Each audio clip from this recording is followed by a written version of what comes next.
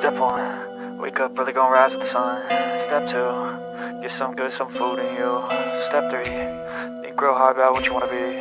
Step 4, everybody just do your thing. Wake up, today's gonna be a good day. Wake up, today's gonna be a good day. Wake up, today's gonna be a good day. Wake up, today's gonna be a good day. Wake up, today's gonna be a good day. Wake up, today's gonna be a good day. Wake up, today's gonna be a good day. Wake up, today's gonna be a good day. Yo, set your affirmations, aspirations. I got shit to do, the aftermath of preparation. Good food, good mood, blood in circulation. One step at a time, yeah, that's how you make it. Set a goal you control and the steps you take them. I try to pick one thought, have some concentration. And if I make a mistake, it's called education. I try to do this every day, call it replication. Wake up, today's gonna be a good day. Wake up, today's gonna be a good day. Wake up, today's gonna be a good day. Wake up, today's gonna be a good day. Wake up, today's gonna be a good day. Wake up, today's gonna be a good day. Wake up, today's gonna be a good day. Wake up, today's gonna be a good day. So life ain't easy, yo, I think there's a reason though. Ups and downs, just like every different season, yo. Sometimes I'm high, other times I'm barely breathing, though. I always gotta fight and hide from the demons, yo. Negative thoughts are poison, they rot. Head full of flies, so here come the clouds. They'll never stop unless I can swap all the bad for the good in my head when I'm lost. Yeah, so I'ma fake it till I make it. Positive thoughts are overtaken, I got patience. One day at a time is how you operate a cadence. A flow, you grow, you show yourself a foundation. Stay away from all the shit that causes temptation. I know that I like to do it cause it's sensation. I live my life in my head like a narration. Don't expect greatness, do my best, man, I'll take it. Wake up, today's gonna be a good day. Wake up, today's gonna be a good day. Wake up, today's gonna be a good day. Wake up, today's gonna be a good day. Wake up, today's gonna be a good day. Wake up, today's gonna be a good day. Wake up, today's gonna be a good day.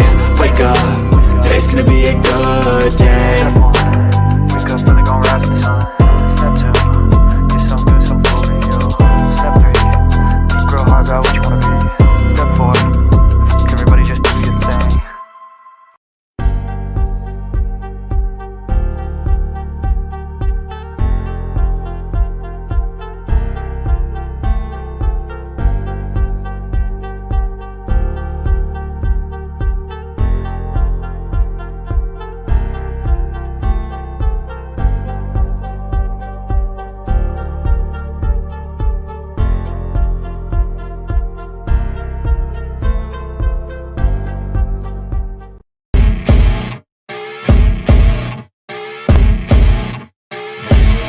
As you wake up in the morning, you want to find the latest, greatest information about criminal cases and have an intuitive conversation about the suspects associated with these cases. Head over to the Bullhorn Betty channel on YouTube.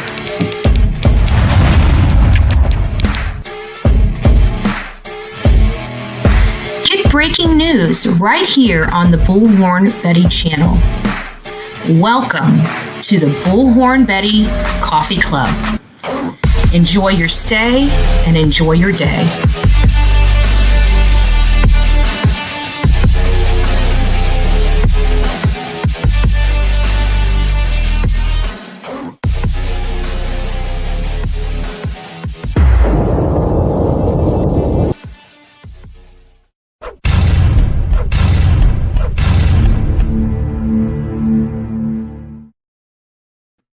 Good late morning to all of you guys in YouTube world. It's nice to see you guys here this late morning. Cher will be on later, probably around 11, between 11 and 11:30 Eastern Standard Time, which is 10:30 her time. So we will wait, and I figured it'd be great to start a little early so we can get through some of the stuff we usually do before we start talking cases. Today is going to be pretty interesting. I'm interested to know how Cher's doing. You know, We're going to be talking about an August 7th interview she had with Don Wells and any other things that come up, you know. So I don't know how long we have her. So hopefully she will come back if we can't finish everything. But there is quite a few things that I do want to touch on. So good morning, Amanda, the first one to say good morning in the Bullhorn Betty channel chat. Good morning, good morning. Fran, nice to see you. Karen G. Missy 17, nice to have you here. Vicky Hess. Lisa, Mike, it's nice to see you. Debbie, if I miss you guys, I do apologize. It does pop up when we have this many chats going on. So Gigi for life, Melody, nice to see you. Florida, Mima, oh, that's cute. I love that. Chatty Jenny, it's nice to see you in here. Who else? Who else do we have? Bullhorn Betty's present. Chadwell, nice to see you. Guidance in Life with TLC. If you guys didn't have an opportunity, I actually interviewed Guidance. She's got a beautiful, inspiring story. If you hadn't had an opportunity to see that, please do. Please do. Look at this. I always forget to turn my volume off on my phone. There we go. Aunt Missy, nice to see you. Suzette Osgood, Angel Loader, nice to see you guys all here. Suzette, Carla, Ange, Days, nice to see you, honey. I hope you're doing well. I hope you're doing well. Raindrop, Stacy, Beach Dream, Rhonda, Hellcat. Good morning, Hellcat. Might need to actually speak with you about something unrelated. The Wilson's Dallas, like yeah. Good morning, good morning. Miss Robin. Who else do we have in here? Molly Molly Brown Uptown. There we go. Love it. Love it. Lisa Jones, Vape King. Nice to see you here. Swiss Miss. John Davis. Thanks for joining us. Thanks for joining us. Lori, Just Heather. Jamie is here. Oh, I got it. Nice. That's cute. Sage. Alicia. Who else am I missing? Stephanie, did I say hi to you if I didn't? Hi. Katie, nice to see you. And it just pushed up. So if I missed you guys, Cotton Candy Boobs, nice to see you here. If I missed you guys, September Sun, Alexandra, I am sorry. Thank you for all being here. It's wonderful. It's wonderful. So to start everything out this morning, I did peek under the hood. Because of the time constraints and everything else. I didn't know if I was going to read this late in the day, but I really love the message. I really love the message. For those that are just joining or just seeing me for the first time, we try to go through this. I find it very helpful. Many of you guys may know my story, may not know my story, but this is a book that really helped me with my codependency issues. I've had this book for about 15 years. It's The Language of Letting Go by Melody Beattie. This has many additions to it, so not all the books are the same. And I hope it doesn't matter which book you get either. It all has very good messaging in it. And I really feel like it's impactful for my audience as well for me. So, hey, Lips, nice to see you. Nice to see you. So in this one, it's July 13th. Say it like it is, right? We always talk about saying it like it is. Acknowledge your pain. Then you can begin to identify the source of it. And in identifying, you can begin to heal. When we open ourselves to emotion, we don't just get the good ones like happiness or relief. Feelings are a package deal. We get the entire emotional range. Pain and suffering are part of the experience of being alive. Things go wrong. Lovers leave us, parents, and sometimes children die. We fall, we fail. Don't hide from your pain. Don't bury it under a shell of drugs, alcohol, or shallow achievement. If you hurt, then hurt. Recognize that what you're going through, then learn to tell it like it is. God help me acknowledge the pain in my life instead of trying to mask it with mood-altering substance or mindless busy work. Teach me to say what hurts. Show me what it is that I need to do to heal. Then give me the strength to do that. Somebody in this audience needed to hear that. I know I need the message every single day. So definitely love it, love it, love it. So hopefully somebody gets something from it. Somebody gets something from it. Oh, Cher is in the house already. Hey. Hope you're doing well. Hope you're doing well. So got some stuff up here. There's the link. If I did text it to you, but there's the link. Whenever you're ready, come on up. We're going to be talking about, well, I want to hear about a little bit about you, but I'll wait till you get here. So we'll wait. I'm very, very interested. And then we're going to open up the phone lines, or you guys can ask your questions in chat that you may have going through this and what have you. So, Cassius Jim, nice to see you. Nice to see you. What's up with coffee beans? What do you mean? Coffee. That's the jam up in here. So I hope everybody's having a great day. There's been a lot of stuff coming out. You know, I've been going over these interviews. Sorry, I've dropped my pen. Going over these interviews with that everybody had, you know, early on in the case, and kind of comparing them to what we know now a year later. And I am kind of really surprised at some of the stuff that I'm starting to see. It's really, like, at the time, it just wasn't clear. And it seems like every time I review an interview, every time I look at information, I'm pulling something else out of it that I either forgot about or I didn't realize might have been important at the time. So it was kind of, you know, odd, you know. And this is no different. And quite frankly, never even saw this interview that Cher had. And there's multiple interviews that she has on the record for Don Wells. But this was the one that kind of hit home to me because I never heard a couple things. I never heard why he was driving a red Subaru. And there's people even saying that it was the day before that he was driving the red Subaru as opposed to the day that all this happened. But, you know, law enforcement hasn't released what Don pulled up in. We're just taking everybody's word for it that it was the red Subaru, which is is believable. We don't know. I mean, it's a little crazy story, but if he pulled up in the red car, he pulled up in the red car. And I think that's why Don B has, went so far as to say that he believes this was staged and planned. Because, you know, just a lot of weird things happened that day that don't normally happen.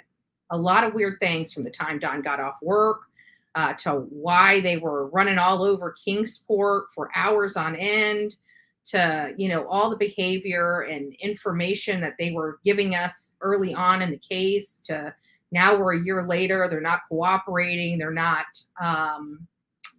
they've lawyered up, you know. They're not, which they've never really, I mean, even if they answered the phone when law enforcement called, to me, doesn't matter. I mean, why aren't they actively reaching out to law enforcement, asking them what is going on in the case? I mean, most people do that. But everything that they do is different, you know, and Don and Candace are no, you know, amateurs when it comes to law enforcement and crime. They have years of history of bad behavior, you know, decades of bad behavior, both of them, not just one, not the other, both of them, violent past behavior. And when we all first came on here, you know, we felt bad for them. You know, they look like grieving people. But once we watched their behavior over and over again, we started getting red flags. Things started not feeling right in the pit of our stomach. You know, we were more curious about them for a minute because we were in search of where Summer Wells went. And as we watched this all unfold on social media, we started seeing, you know, things unravel a little bit, right? Their script started adjusting a little bit. You know, we started hearing about, I don't know who this is, but Noodles, it's nice to have you, but we're leaving the this open for Cher to come on panel, and then we'll have people back on panel or call in. So sorry. So at any rate, there was somebody that popped in the back chat, and I just want to let them know, thank you for popping in, but that link's for Cher. She's coming up and going to be interviewing with me, and then we'll bring people either on panel or have them call in. So if you can just sit tight, we'll get to you shortly, just not right yet. But then the whole world was looking into this case. And the more we peeled back the layer of onion, the more we started looking at the parents, because their behavior was quite odd, at least to me. And I only have to do stuff for me, but it seemed like there was a lot of people out there in the streets of YouTube that kind of started feeling the same way. And Miss Cher is one of them. She went in here with open eyes. She went in here with just trying to find some information and trying to find out. And I doubt if she knew. I mean, this interview was taken just shy of 2 months, 60 days of Summer being missing. I'm not sure if I would have had my opinion. There were some weird things that went on up to this point that but you could play it either way. Was it a slip, or was it reality, or, was it just a mistake on their, you know what I'm saying? I hate Milton. Sorry, Noodles. I didn't mean to kick you off. It's just that I got to keep this because I didn't want to get into too much of a conversation. The number's I'm not ready for call-ins just quite yet. It's going to be later in the show, probably, I would say, in about a half hour to an hour. We'll open up the phone lines, or you can come back up on panel if you choose. So, but then we started, then things started fraying, and we started hearing about a nap and somebody doing laundry. And we look around that house and it doesn't look like anybody's done laundry in forever. But for whatever this day, all these weird things that this family doesn't normally do happen that day, including, i.e., them at one point saying the boys stayed home to clean the house. But not one time after that one statement has anybody stated that the boys were there to clean the house. They stated the boys were home and were watching TV. Candace, let's make sure we clarify this. Candace said when she came in, they were watching TV, half sleeping, right at the table. I don't know how you can half sleep at a table. There was no place to lay down to relax. Like most people turn the tube on and go and prop their feet up on the couch. They're sitting in chairs at a table in a very messy area where there's hardly any place to sleep or sit. And then you've got Don, on the other hand, saying that they were playing their game Minecraft and weren't paying attention. So there's those stories conflict a little bit. And I would think that after a little moment in time, that they would have gotten their script a little better together. But those are the little fine details that I'm always talking about that kept changing consistently throughout the story. And, the Subaru, it perks my attention. There's a few things here that perk my attention. The Subaru, why did he drive the Subaru that day? The lie detector test, there was some, even in this interview, it was almost some double talk in the interview related to the lie detector test. June 15th, there was a point in there where they were talking about the 911 call. That's important to me. That was starred. Why he chose to drive the Subaru, why he stopped at the shed first. The dogs, Grandis not living there. And there's one, I think that was the last star. So those are the main pieces that, have always sparked my curiosity. And I'm not really crazy about his comment, his reasoning for taking the Subaru. Like, it just doesn't, to me, make sense. Scripted, yes. Let me go back here. I wasn't paying attention, and I know how crazy it is in the chat, because if many of you guys know, I'm trying to get better at looking at the conversations in the chat, because I was on a ride along with Dolly Vision for Cody Bigsby, and I was in the chat trying to get his attention to find out what the preacher said for damn near 20 or 25 minutes. I think it was the entire ride home. And I was like ready to beat my head against a hard surface. And I realized I've never been on that side before. So I can't even imagine how it must feel for some of you guys. So I apologize about that. But sometimes you'll just have to repeat your question over and over again. That's what's so great about cut and paste, right? That's what I did. I was typing this stuff out. I'm like, let me just cut and paste this. So I just kept cutting and pasting, cutting and pasting, cutting and pasting. He finally answered though. But I was persistent, 25 minutes persistent. Yes, not a usual day. So Molly Brown, Uptown, says, yes, not a usual day. Don could have dropped Candace at the hospital and Candace pick her up later. Yeah, that could have been reasonable. Let's see what this one says.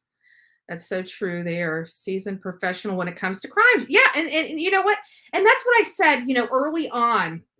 A lot of people were talking about how Dawn, now Candace, I believe she does have some kind of learning disability. I truly believe that she is on a slower spectrum than, say, Dawn. Okay, not to knock her or anything like that. I'm just evaluating, just giving you my opinion on them. So don't beat me up for it. But it is of my opinion that Candace is on a lower, doesn't process things as quickly as, say, Don Wells does. But when I first talked to Don Wells, I remember after the conversation, and I remember saying, this guy, because people kept saying that they're just dumb, they're not very smart, they're from this, they don't have a lot of education, da da da da da. But after my first conversation with Don Wells, my very first actual interaction with Don Wells himself, I remember coming back from that conversation and thinking, many people underestimate this man. This man is much smarter, much more conniving, much more cunning than many people give him credit for. I still stand, all these months later, I still stand behind that statement. I still stand behind that statement. And I still believe he, along with Candace, are very resourceful and are masterminds in manipulation. I really, truly believe that. I really, truly believe that. Yes, welcome everyone. Days, it's nice to have you here, honey. I hope you're doing so well.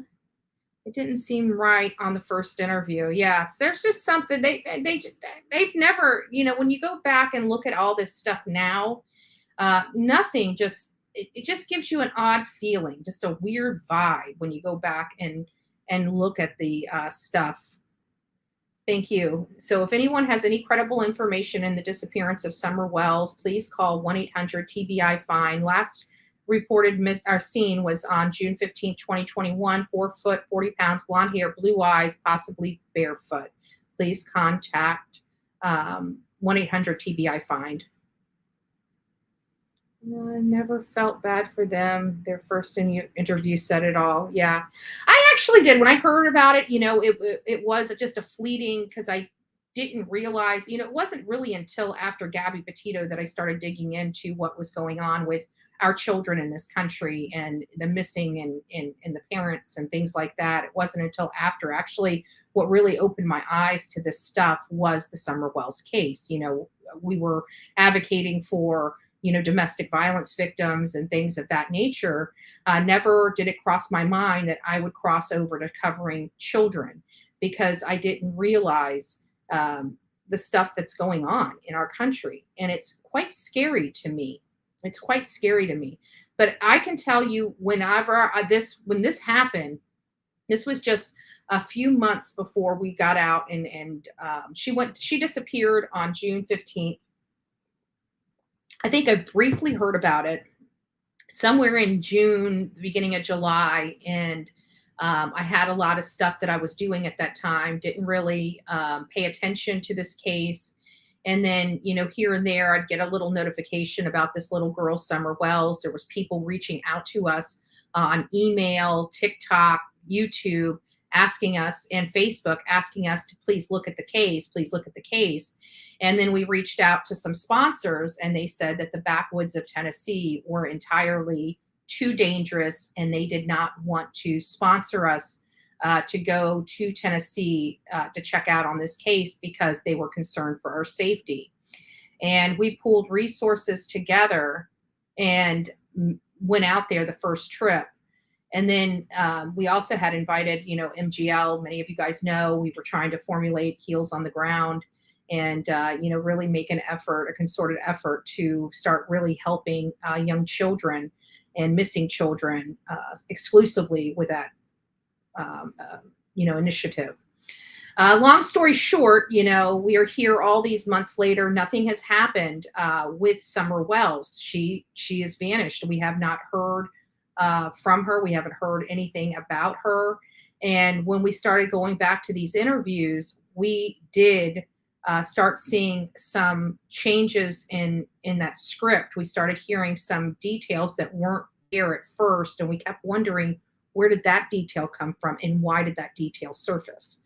So it's just been it's been a long time. It's been a long time, and we're watching all of this unfold before our eyes, and still we're hearing they've got nothing. We hear, people when some of these interviews talking about, I think Candace was on one of them, saying they'll never find her body. And those are the types of things that just send chills up my spine, hearing a mother of a missing child say. It's a little crazy, it's a little crazy. So, we just, I don't know. That's how I kind of feel about that. What did it say? Can you guide to where I get the link for BB? Oh, are you talking about this this live? Because we're not going to be putting this in chat just yet. Sorry, Carlos.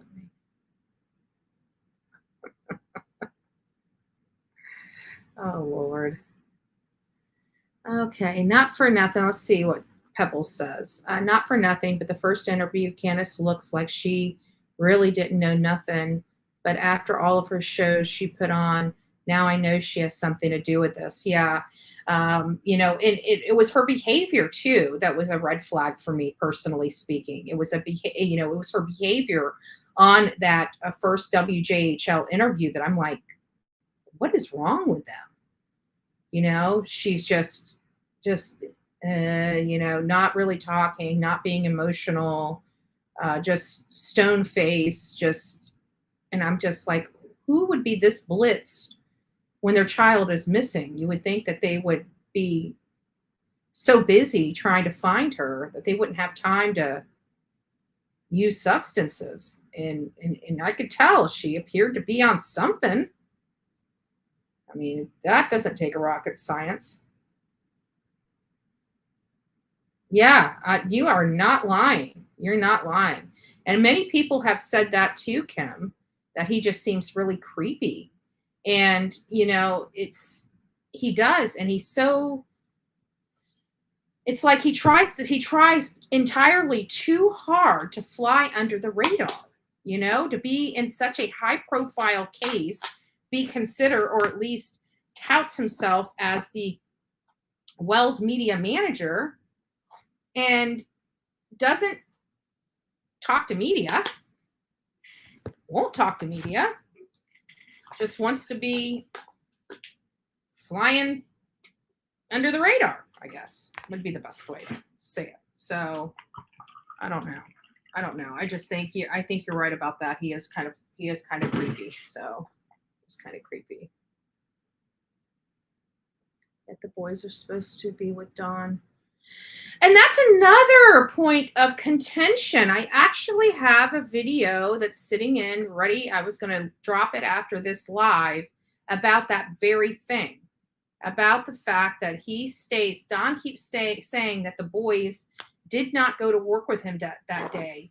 But in multiple statements, he says the boys went to work with him all the time. And he had just fired Dudley the day before. They reported Summer Wells missing.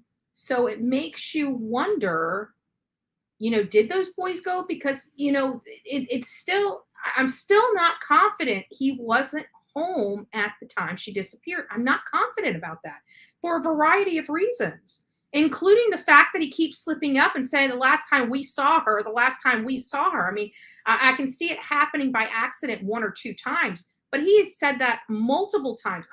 At least 100 times he has made that same mistake. So it makes me just wonder, is, whatever. You guys get where I'm going with it. But I am dropping a link talking about that very subject, because it's hard for me to believe that he didn't go to work, or the boys didn't go to work with him that day, because I can't see why Hunter made that claim so early on in the interview too. He didn't think it was a big deal. That's what he heard. He put that out of his mouth. It wasn't a big deal. So again, it's crazy. If you guys have not had an opportunity, please thumb this segment up. We're going to have Cher on here shortly. I don't know what my like count is, but we need to try to get those likes up if possible. We work really hard to bring you guys some good content and have a great discussion about certain topics. And we're going to be talking about a number of topics over the next few days, and try to get some people up here on panel to kind of dive in a little bit deeper into them as well. So just wanted to throw that out there. I think Don and Candace have dirt on each other. We've been hearing that literally from the beginning of the case. And that's the constant thing we've heard from the beginning of the case. It very well could be true. It very well could be true. I'm not sure. Give me just 1 second. Let me go over here and look at something. Yeah. There we go. If you guys have liked this video, go ahead and put a thumbs up in the chat. Scorpio Stoner, nice to have you here. Likes up. We got 140 likes. Let's get that up to 200. Good morning. Good morning, everybody.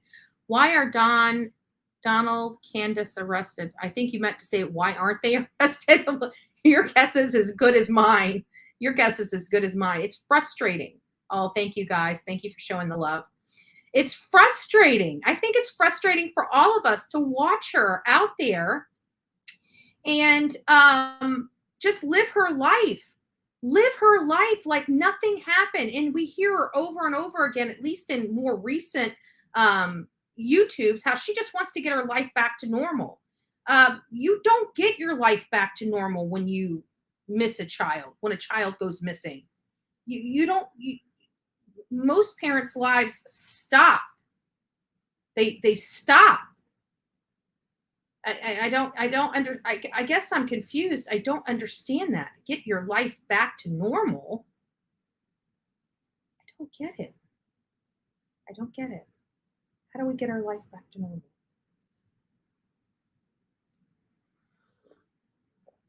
Good morning from Rhode Island. Nice to see you here, Tracy. While we wait for Cher, why don't you guys throw some of your where you guys are from in the chat? I'm from Florida. I'm from Manatee County, Florida, which is between Sarasota County and Hillsborough County. Hillsborough County is Tampa, the Tampa Bay area. And Sarasota, everybody knows Sarasota. Like, we have world-renowned beaches here, right? People come here from all over the world for our beaches. So it's a beautiful place here that, of course, I take for granted because I've lived here my entire life. So we have some UK. Oh, we got some people from over the pond, our friends from over the pond. So let's see here. I must have missed some. Kentucky, we've got Iowa, UK, New Jersey, Ohio, Connecticut, Wisconsin, South Carolina, Wichita, Kansas. Nice. That was the Wizard of Oz, Wichita, Kansas. I want to go home. I want to go home. Sorry. I had to do it. New York City. Wow. Western Massachusetts. More friends from over the pond. London in the UK. Flagler County, Florida, which is a neighbor. I'm from Bristol. Oh, nice. Nice. You weren't too far from that. Alabama, Coleman. I was out in Coleman, Pamela. I was in Coleman, Alabama. No, I wasn't. I missed Coleman, Alabama. What was I thinking? I missed Coleman. I could have met you. From Idaho, but currently in Iowa. That's too many I's for me. You're trying to tongue tie me, Hellcat. Tennessee, Ohio, Pittsburgh, Pennsylvania, Iowa, Michigan, Southeast Missouri. Wow. Got a lot of people in here. So way to go. Good job, guys. Good job. Virginia Beach. Ooh, country diva. You should go over there and help Dolly search for Cody. He's not too far from there. Some say Don was not in work clothes, but nice jeans and t-shirt. Ooh, interesting. Interesting. All right, let me drop the link for Cher. She should be getting ready to come on here in just a little bit. And guys, the link is for Cher. So that's the only person I want up right now.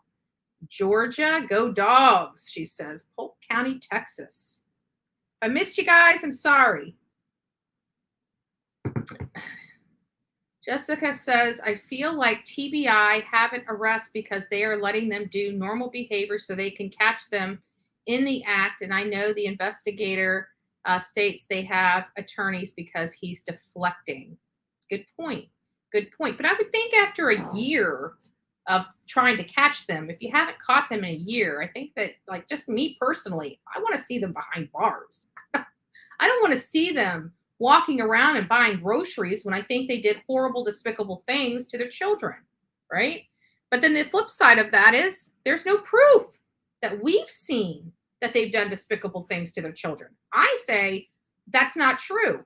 That house and the living environment that those children had to live in should be more than enough for charges against the parents. Tomato, tomato. Tomato, tomato. I think she is already have lost 3 kids, then went on to have 4 more. So yeah, in her mind, I think she doesn't have the instinct that most mothers have. I'm not taking up for her. Right. Right. No, I agree. I think she's missing that motherly instinct that many of us have, you know. I don't know. I don't necessarily think you have to have children to have a motherly instinct, because I'm telling you, one of the first things any normal human being does when they see a child injured or a child out there by themselves is to protect that child as if they were their own, right? You see a child walking down the road, a normal person, unattended, a normal person would pull over and find out if they can help the child get home safely. You know, that's what normal people do. Much less it being your own child, you know. God only knows what Dawn did to those poor dogs. Oh, that's another thing that we're going to be discussing. So, yeah. Yeah, she'll be here. Well, the thing is she's an hour behind me. So when she said 11, I was thinking 11 my time, not 11 her time. So we had to kind of work things out a little bit. Because Bullhorn Betty dropped the ball. I have to say, like, we had Wednesday, but outside I gave her Monday and Wednesday, and then I realized I needed a day off on Monday, so I didn't go live Monday. So I called her last night at like 10 o'clock, and it's like, oh, I forgot to tell you we're going live Wednesday at 11. She's like, 11 your time or 11 mine? I'm like, good question.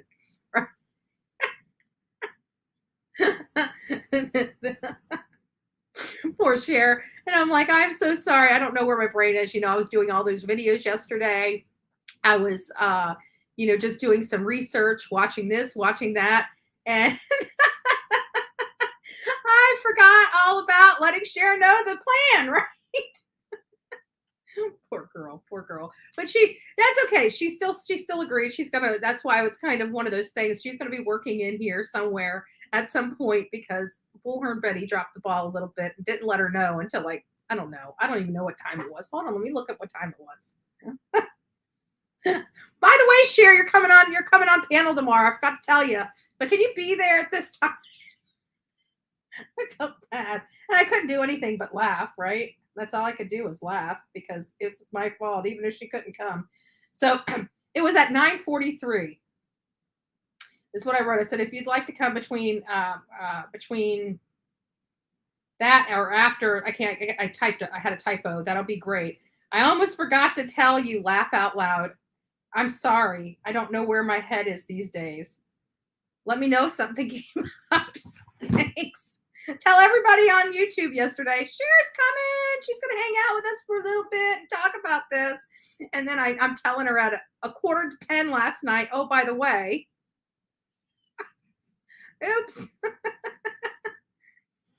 She's a great sport. She's a great sport. She could deal with my kind of crazy. So we're good. We're good. So she'll be on when she gets on. But in the interim, there's a lot of stuff that like I said, that I want to go over. And I think you guys are hitting on a lot of the great points. Is that, this whole thing with Don. Sorry, my eyes are watering because I laughed so hard about. Oh boy. My makeup's not running. My makeup running? No, my makeup looks good. No. But there's been a lot of things that come up that are now a year later seem interesting and relevant. What are some of those things? And I've talked about a couple of those. One being the Subaru. The reason there's just a lot of odd things that went on that day that don't normally go on. You know what I'm saying? They don't normally go on. He drove the car that day. The boys were home. And this is another thing that he stated. He stated that it's summer vacay, right? It's summer vacay. So the boys are being home. Why weren't it wouldn't, to me, make sense as to why the boys weren't at work with their father or with their mother at the water hole, right? I mean, I can understand Josie staying home. He was the oldest. But I can't understand why the other two, the younger one, and especially the one that was just a little bit older than Summer. What is it? Is it Wylan or Wyatt or Waylon? That's the youngest boy. Does anybody know? Which one is it? I always get them confused.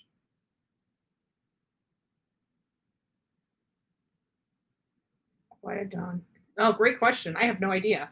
I think they have more evidence than we know of, because they, even in their last press conference, they say few clues, which means they've got clues, right? If they said they had no clues, that would be concerning, but they have few clues. And they have to protect the integrity of the investigation. I think it's Waylon. Okay, so that would be my, when are you going to invite Ricky Beaver? Oh, what, that reminds me, I need to write him an email. I keep forgetting to write him an email. Thank you, Brenda. I need to remember to get out to him and write him, because I want him on. I want True Crime with Eve to come back and talk about Michael Vaughn. And of course, Cher, we're talking about Don Wells. And she also has another case that's in and around her that she's been covering off and on for quite some time. And it's a sad story of a young girl, a young teenager named Courtney. So if you guys haven't had a chance to watch that, I recommend you guys watching that. Anything that we can do to bring exposure, especially to cold cases, we all need to be on board and support that and get that passed around and shared as many places as possible. So Waylon's the youngest. So that's the one I don't understand why wasn't with why it wasn't Summer and Waylon that went there. Time for change, close to Myrtle Beach, South Carolina. Okay, well, so there's stuff going on there, right there on the coast of Virginia, with Cody Bigsby. People need to be looking out for him. Waylon's the youngest. Okay, Waylon Jennings. I love Waylon Jennings. Can I tell you, when we went to, my mom and I went to South Carolina, it was, I was listening, we were in the back of the whole, backwoods of South Carolina, and I'm listening to Merle Haggard and Waylon Jennings, just for the experience, right? For the experience. All right, let me see what time Miss Cher is coming. My Fitbit is not syncing to my phone, so my Fitbit is like way off. Like my Fitbit's telling me it is 10:05 and it's 11:15 my time. I think my phone, my Fitbit changed itself to be on Cher's time. I believe he was 7. Yeah. So why did the 7-year-old go with the 5-year-old? You know, you would think that the 2 youngest would be together. I mean, I can understand Josie being able to monitor and watch Wyatt, the one right under him, but I would think that the 2 youngest, you know, what parent leaves the 2 youngest home, especially, you know, they're under double-digit years. I think that should be like the requirement of what you need to do to take your children. Like if you're not quite 10 years old, they probably shouldn't be staying home by themselves. Just my thought. Just my thought.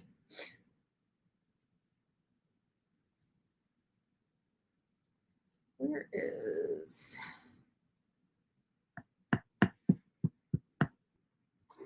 Let's see here. What is that? I think Cher said she'll be here at 11:30 your time. Perfect. Thank you, Sage. Because I saw her writing in here, but I didn't see what, and I knew she had something going on. We should be just thankful she's coming. Leave it to Bullhorn Betty, who would be sitting here talking to me all day. I'll be having a Q&A with Bullhorn Betty. Jelly Bean. You know what? Somebody else, this Jelly Bean character, I never heard of him before. And then boom, and it's like, wow. And then to hear his past story, it's like, wow. Like Jelly Bean has a voice. See, you know, can serenade Bullhorn Betty any day of the week. We love Jelly Bean. I am now a Jelly Bean fan. I have to be honest. I am now officially a Jelly Bean fan. Guys, we need 2 more thumbs up to get us over, 3 more thumbs up to get us over 200. Let's get those up.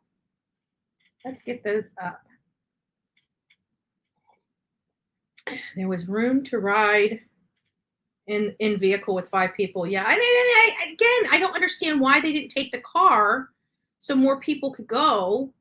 You know, I don't know. I think one of Candace's pills fell on the floor, and being the child she was, she ate the pill, and Candace found her and sad and sick rest of the story. Yeah. But you know who? Oh, hey, True Crime with Eve in the house. Nice to see you. I don't know, Jelly Bean. Oh, you gotta go do a Google search. Or not a Google search, a YouTube search for Jelly Bean, man. He's got a voice. He's got some pipes.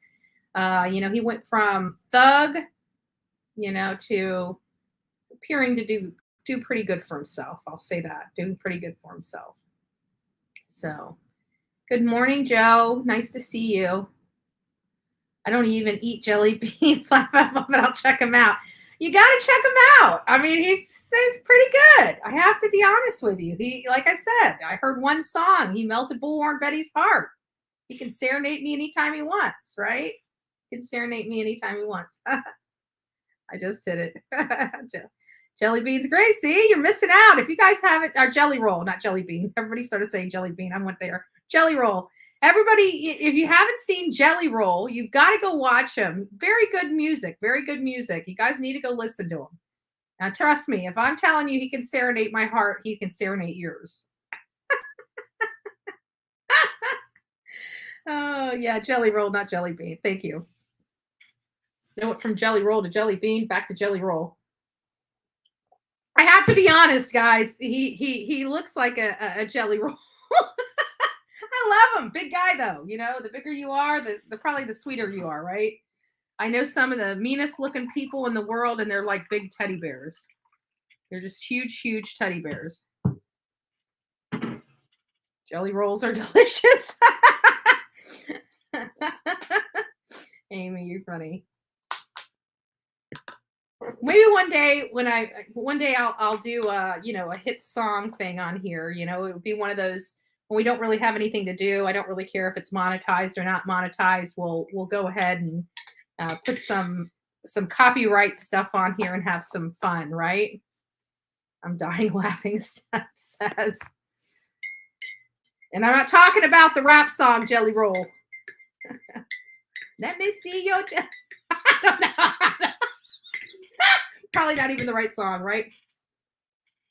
Okay, we're having way too much fun in here. Okay. She says, I just love Jelly Roll. I'm addicted to his music. Listen to him every day. When he sings, his voice is soulful and powerful. I just love him. His gorgeous wife. They are adorable. Yes. Yes. So if again, yeah, I'm not getting paid to promote Jelly Roll, but I can tell you I love his music and I love his story. You know, I love stories. I love people's backgrounds on how they got to where they're going. It's really inspiring for many people.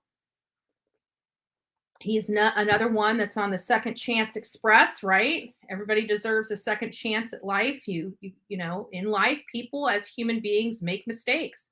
Sometimes people make terrible mistakes. You know, as long as those mistakes didn't injure anybody, you know, didn't injure anybody to the point of, you know, death.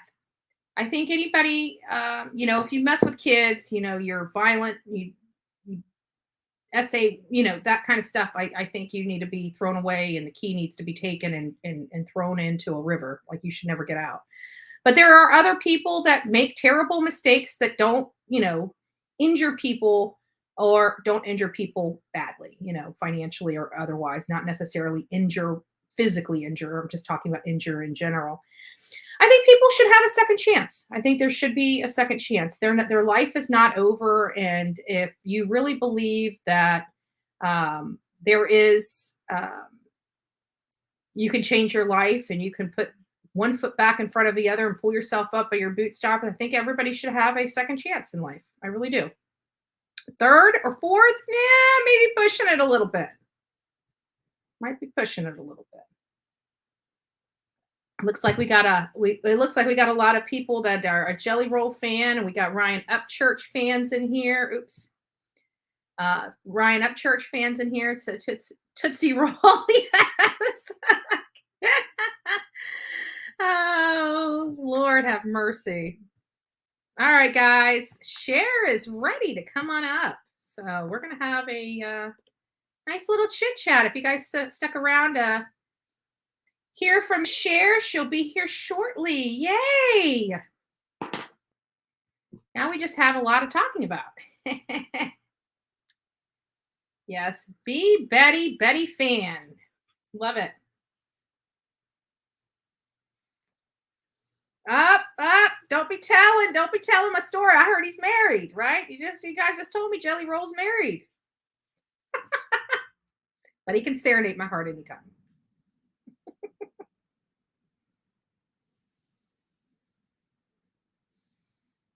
Oh, I already did that one. Yes, we do believe in second chances here. Now, again, we don't want to push too much. And without further ado, our beloved Cher, Listen to Voices Behind the Wall, is officially in the house. Good morning, afternoon, depending on where you're at. 9:23 a.m. here. Oh, you're 2 hours away. Wow. I'm horrible with time zones. Yeah. Oh my goodness. I'm sorry for waking you up so damn early. Oh no, we wake up early anyways, because Mr. Cher's got to go to work usually, so we're up at 7 anyway usually. Yeah, but I was telling him about the story about how I invited you on the show and forgot to tell you when you were invited. Oh yeah. That's how it works on the YouTubes when everyone gets so busy. I know. I'm like, oh shit. Excuse my language, guys. So, Cher, before we get started, I'm dying to talk to you about this August 7th. I know you only have limited time, but I'm going to take as much time as you've got. And if we don't get through everything today, maybe we'll have you back to kind of digest some of this other stuff. But before we get started, How did you get to YouTube? How did I get to YouTube? Well, I was watching other YouTubers in true crime, always been into true crime. Sitting at home, my daughters are actually very into it. So for as far back as I can remember, I was always hooked to these cases, even as a little girl. I remember being hooked. The first one really being hooked is O.J. Simpson. I remember I can't even remember how old I was. I think I was like 6 or 7 and just being hooked and as I got older, I started being more curious and more aware of media manipulation. People would just kind of say, "Oh, you don't know what you're talking about. It's the news. It's the news. Everyone watches it all the day. There's no manipulation." I'm like, hmm. And then I get to this one case, which was very much a battered woman's case. And I want to say it was 94, Yeah. 95, Rhonda Glover. She is out of Texas. She is called the Fatal Beauty. And she was married to Jimmy Josie, who owned and ran he's an oil tycoon there in Texas. And I just remember watching all these stories about her. And then I was also writing other inmates at the time just to have them have companionship, because everyone needs to talk to someone for their mental health. So I was writing other inmates. And so it got me to thinking, okay, maybe I'll be pen pals with this one girl, Rhonda Glover. I'll just write her. She's probably never going to write me back. I'll just write her and just say, hey, I'm here. I understand domestic violence, and I can only imagine, I know what my abuser has done to me, and he's not even got millions of dollars at hand. So I can only imagine what you went through with someone who has money to pretty much get away with anything and do whatever he wanted. Yeah. And 3 months went by. I completely forgot I wrote her. And it was actually Christmas time. I got a Christmas card in the mail from Rhonda Glover. I was like, Rhonda Glover, kind of put it to the side, and I was like, holy shit. So I go and open it, and I started a 3.5-year relationship with her. She actually ended up making me her power of attorney. I had people all over, they say, don't mess with Texas, but people really were brutal with her because Jimmy was a millionaire, and he was very charitable with his money and paid for the lifestyle for everyone around him. Yeah. And Rhonda was more looked at. Royalty. Yeah. She was like a gold digger who killed him. So she didn't have a fair shot. And even to this day, I stopped helping her. I'm still in contact with her son and everything, because we were working on getting her out under something that is, well, it's not newer now, but at the time it was newer, the Battered Women's Act, which the Blue-Eyed Butcher was actually one of the first recipients of that. And Rhonda just is not mentally stable. And she then, right around the time when it was actually right then when George Floyd was, I say, murdered. They're in Minnesota. That's the time she wanted to change everything around with the team and say that 2 gardeners who were Black men shot Jimmy. Now, the problem with that is I wasn't going to be the person to do that, because I knew it wasn't true. And all of our phone calls, letters, and everything have been recorded. And for 3 years, she was like, yeah, I did it. We know she did it. And not only did she do it, she had to reload 2 times for a revolver that only holds 6 shots. And there was 13 shots. You reloaded twice. Yeah. So I just couldn't.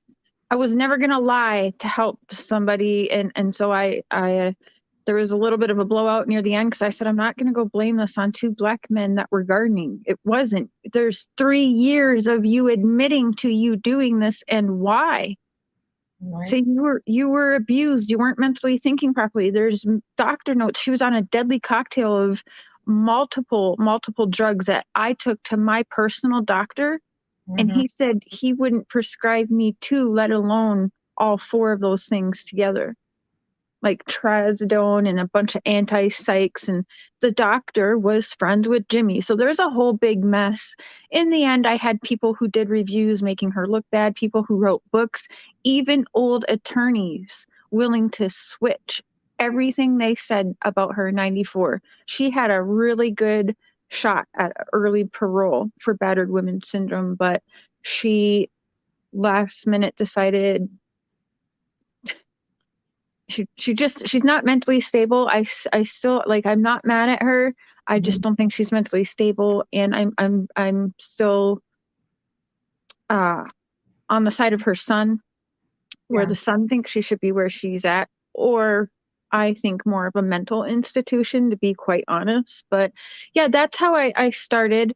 I was watching a bunch of people, and then I was like asking other people, hey, can you help me? Can you talk a little bit about Rhonda for me?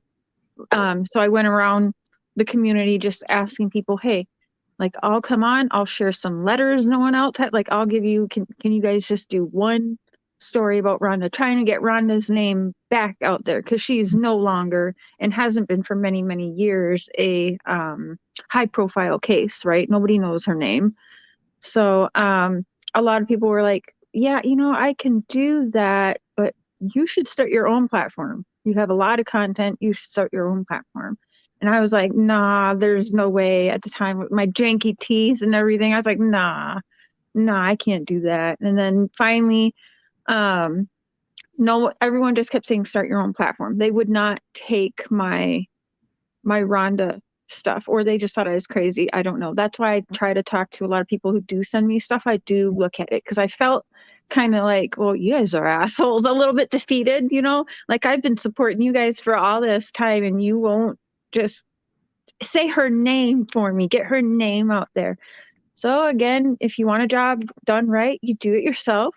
And so that's how I started. And then quickly, when that happened, I had made a lot of friends who were in the Chris Watts world.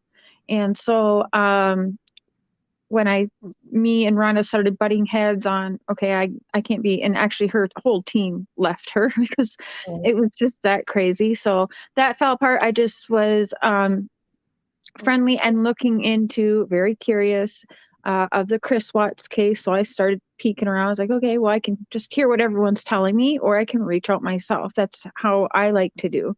I like to hear from the horse's mouth. I don't care if the horse is lying. That's not my job to, make them tell the truth. It's just to get them to talk, and I can hear it myself unmanipulated. Yeah. And every time I go to a case, I always say, especially when I get my feet on the ground, I always say that what I read online, what I saw online, is something totally different than what I experienced firsthand. Mm-hmm. And it's the same way with interviews. You can hear an interview from somebody else, but it's a lot different than giving the interview yourself. So yeah, that's great. That's great. So I'm going to introduce the interview, the part 1 that you guys did with Don Wells on August 7th, 2021. Okay. It was with you, Mr. Cher, and Chasing Truth. Okay. Oh, yeah.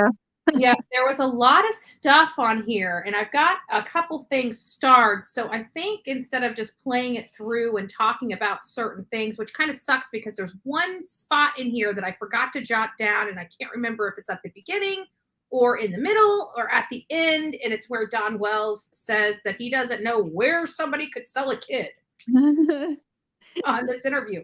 So I'm probably going to bounce around just a little bit, because the first thing I want to talk to you about is the Subaru. So in this interview, you guys, I can tell you guys were genuinely just trying to get his side of the story out there. There was so much going on in and around this case at August time, only 60 days after their child disappeared. Mm-hmm. And a lot of people were attacking Don and Candace, and many people were just trying to find out what happened that day. And I believe that your interview was one of those where you just truly wanted to find out what happened that day, what information you can get from Don. He was being open. You guys were being very kind to him, which kind of gave him comfort. And allowed my husband was, I don't know if you know this or not. I don't know if many people know this or not, because I get the comments, you played him. He thought you were his friend. I absolutely, from the beginning, Don ended up reaching out to me because he saw me. He saw me as this victim girl, which is his type. Mm-hmm. He likes that. And he also likes to change people's mind who think he's bad. He likes to prove to them that God changed him. He's a better man now. He's made mistakes, and he loved that. He loved that my dad has done what he's done. I'm this victim that's survived what I've survived. And he loved that I actually first told him, I don't buy anything. Please tell where your daughter is. Mm-hmm. But then Mr. Cher was like, we don't know. You help other people, on not high profile cases who are in prison for wrongful charges. You try to stand up for proper charges and proper justice system workings. So you have to be fair in this also. And so I was like, yeah, but if people look back now, I didn't buy anything that he said. But then later on, I did start, people were calling me a Don sympathizer, but it's really, a lot of people are saying, no, they don't know how much Don knows. I still stand by that. Bullhorn Betty too. Yeah, maybe. Yeah, Don Wells sympathizer. But the more I talked to him, the more I was like, okay, this is a bad dude. He's a bad dude. He definitely did some bad things. For sure, I believe Summer was harmed in every which way you can think of by everybody involved. But as far as the knowledge part, I kind of did think that I don't think he was given the whole story. I don't think Don was given the whole script that everyone else was given. But yeah, I did try to look at it with open eyes. My husband was totally unbiased, but at the same time, if you hear me and see me in the interviews, I'm kind of like, I stare at my husband like, what the fuck did he just say? Mm-hmm. Like, this isn't right. So I was kind of more leaning towards, I'm just doing this to give to TBI is really where I was at the beginning there. Yeah. Now, in this, Don B came out just a couple days ago, stating that he wanted to, let people know what his feelings were so far. It's a year later. He wanted to be on the record and saying what he thought happened. And he now has leaped into, he believes that June 15th was totally planned. And that's why I kind of found this particular interview intriguing, because when they talk about the Subaru, it makes you wonder, like his explanation as to why he was driving that car, to me, didn't make sense. And let me find it real quick. There it is, 20. I think this, yeah, here it is. Let me find it on here, and then we'll pull it up. Give me just a second.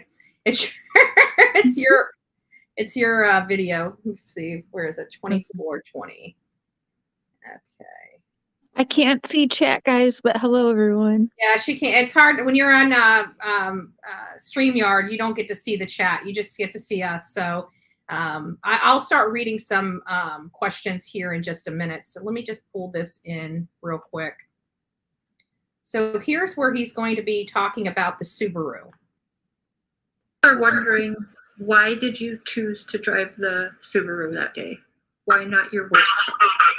Oh, because the Subaru, since the boys have been out of school and everything, I was just sitting there and I'm paying quite a bit of money for it. And I thought, well, I might as well get some use out of it. I'm wearing out my truck, but I'm pretty hard on vehicles. So I decided just to drive it for a while. That's all. So that was his excuse, and he's going to go on. So what he says here is, since the boys are out of school, which I would think that the boys being out of school would mean that they would probably use this vehicle a lot more at home with all the kids being out of school than not. But he says that since the boys were out of school, it's just been sitting there, and I'm paying quite a bit of money for it, and thought I might as well get some use out of it instead of wearing out my truck, which his truck is a work truck. This is a new vehicle that he's paying a lot of money for. And if anybody doesn't know anything about drywall, it leaves drywall dust, white film on everything. Mm-hmm. So why this day does he decide to take the most expensive vehicle and pile it with all this dirty drywall equipment and mud and everything and go to work? It just, to me, just doesn't make sense, especially if you're paying a lot of money for it. You don't want it beat up and marked up or get paint, mud, or, whatever on the inside of the car. Well, then you think back to the first thing he's ever, and I can't remember where he said it, But Mark and I heard him say it, and we stand by it. He said the boys went to work with him. So why would he take the Subaru on June 15th, the day where did the boys go to work with him? Did they not? Now we don't even know. And the white truck, his work truck, wouldn't fit 4 people and all of his stuff. But if he did go to work, I don't really know if he went to work or not, because I'm convinced if he did go to work, I believe he was home by like noon or whenever that call went to Candace at Walgreens. I believe he was home. Again, he has told me lots of times, "Well, I'm at work, I'm going to call you at this time," and then he'll get so pissed at what somebody else is putting out on YouTube, and he video calls me. He's not at work. He's sitting in his boxers in his nasty house. Right. So, right. And it makes I don't believe it does it. make you wonder, but the excuse just doesn't make sense to a normal person. Doesn't make sense at all. But when you notice the first thing he says, "Well, the boys are home from school," I think that meant, well, maybe the boys were up to him to take care of, or I don't know. But he mentions the boys right away, and then quickly tries to get away from that because he's like, "Oh shit." Right. And we find this throughout the time, like and I believe that. I believe if he went to work early in the morning because he had this is my theory. He had just fired Dudley the day before. He still had a job that he needed to complete. He has 3 boys that know how to cover up the screw holes in the drywall, that know how to float, that portion of the drywall out.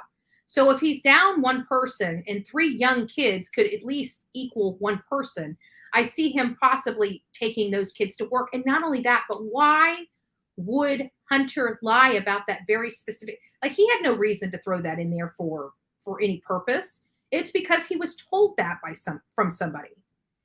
And so that's where it all came up, is because Hunter stated that Candace told him, like literally at the very beginning of the interview with Chris McDonough, Hunter tells him, she was there at the hospital because the boys went to work with their father.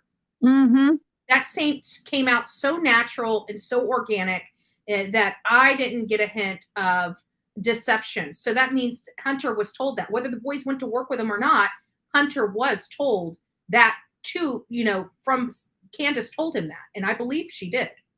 Dawn has told me and Mark that the boys went to work with him that day, but then that switched very quickly. Because it didn't fit into the new script. Yeah.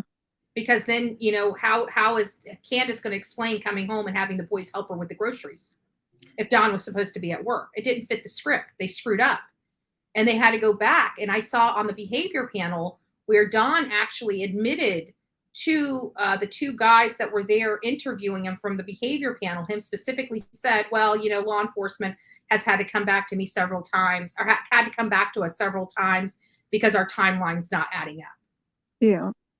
So he's well aware that they've got some major discrepancies in the timeline. But I think that red car is important if we were to look at it in line with Don B and the fact that he could have, this was planned, and maybe he needed that red car so people would notice him as well. So there's, 2 possibilities for that. Let me see here. And then we had another one. What did you think about him stopping at the shed first? I go back and forth with that. I think it's weird because I try to think what I would do, but none of us really know the steps we would take if we were in this situation. The way he described it to me was they were already up there on the hill looking. So, and then I can't remember. I think he said like no one had told him she's been found yet. So as he was driving up, he just looked, he decided to pull in there because no one had said she'd been found up there on the hill yet. So I kind of understood that. But then I honestly think my next move would have been, the police were there. I don't care what Dawn says, but the police were there. But I would have driven right up back to the house and, okay, is she here? Is she not here? Okay. And then I probably would have gone driving down I'm not sure driving down there would have been my first, but I don't know because I'm not there. But his excuse that he gave I could see that. Mhm. That okay, well, everyone, there's people already up on the hill looking. No one said they found her yet, so I pull in down here. He said he saw Jody Sue, and I got it queued up. I'm just going to go ahead and pull it in, and I'm just going to yeah, play. let's see what he really said. Did you go in the shed, not go in the shed, or just why did you not go directly to the house and talk to Candace right away? Explain that. Okay. The reason I went to the bottom property first is because I knew that they were looking all over around the house and in that area and everything. So I figured, by the time I got home, the best place that I could go would be directly down to that creek. I didn't even stop at the shed. I went by it, but I went down that steep bank all the way down into the creek with that little Subaru. And when I seen my boys and I seen my neighbor, that's when my heart just sunk right there. So that's kind of what he said about the shed, but I don't know because I've heard several people say that he stopped or pulled into the driveway of the shed. Now I don't know how true that is. He's saying he pulled to the creek where the creek kind of goes down, and I don't see how he could have done that either because on Beach Creek, there at his creek is a guardrail. Mm-hmm. There's no place for you to drive unless you're going into the creek. There's no place that I can recall. I could be wrong. So he says that, but he also sent me, there's those videos where I said, send me the videos of you retracing exactly what you did. You got the call, you left work, and as you're pulling up your road, tell me what you done. So he's got those videos, which I can't remember. I think it's called Don Retraces His Steps, actually. And he drives up in here and then he pulls in. I think there is like a shed or a ground blind or something there. That's him retracing, according to him. Like I said, do exactly what you did. Pull up exactly like you did. June 15th, bring me back there, do exactly the drive you did. Mm-hmm. So in there, I don't recall there being, he pulled down to a creek. He pulled right into wherever it is. I think there is a hunting blind. There's something there. Yeah. I have to rewatch the videos again, but yeah, and so and I was also thinking because they I think Candace forgot that the Chambers properties had cameras on it. I'm wondering, and call me crazy, it's again, it's just speculative in nature, but it makes me wonder, did he put digging tools in that shed before he made it up to the property? Because the shed itself, for all intents and purposes, did not have her in it. They checked it. They checked all the outbuildings associated. According to TBI, that's what they did. So it made me wonder, well, what would be the purpose of somebody going to a shed? Usually to unload or load. And I kept wondering, is it possible because they would have had to have tools potentially to dispose of someone? Right. Or so did he take something from in there or put something in there? Right. Right. Because he may have remembered going home that place had cameras on the, I think that's what caught Candace off guard. She was just running, wasn't thinking. And I think that's how she got caught twice leaving the property. Now, she told us for a really long time that it was just once that she left. When she realized she wasn't there, she got in her truck and drove like a bat out of hell off the property, just looking anywhere and everywhere she could for her. And then we find out that there was 2 times she left. Well, what did she do the second time?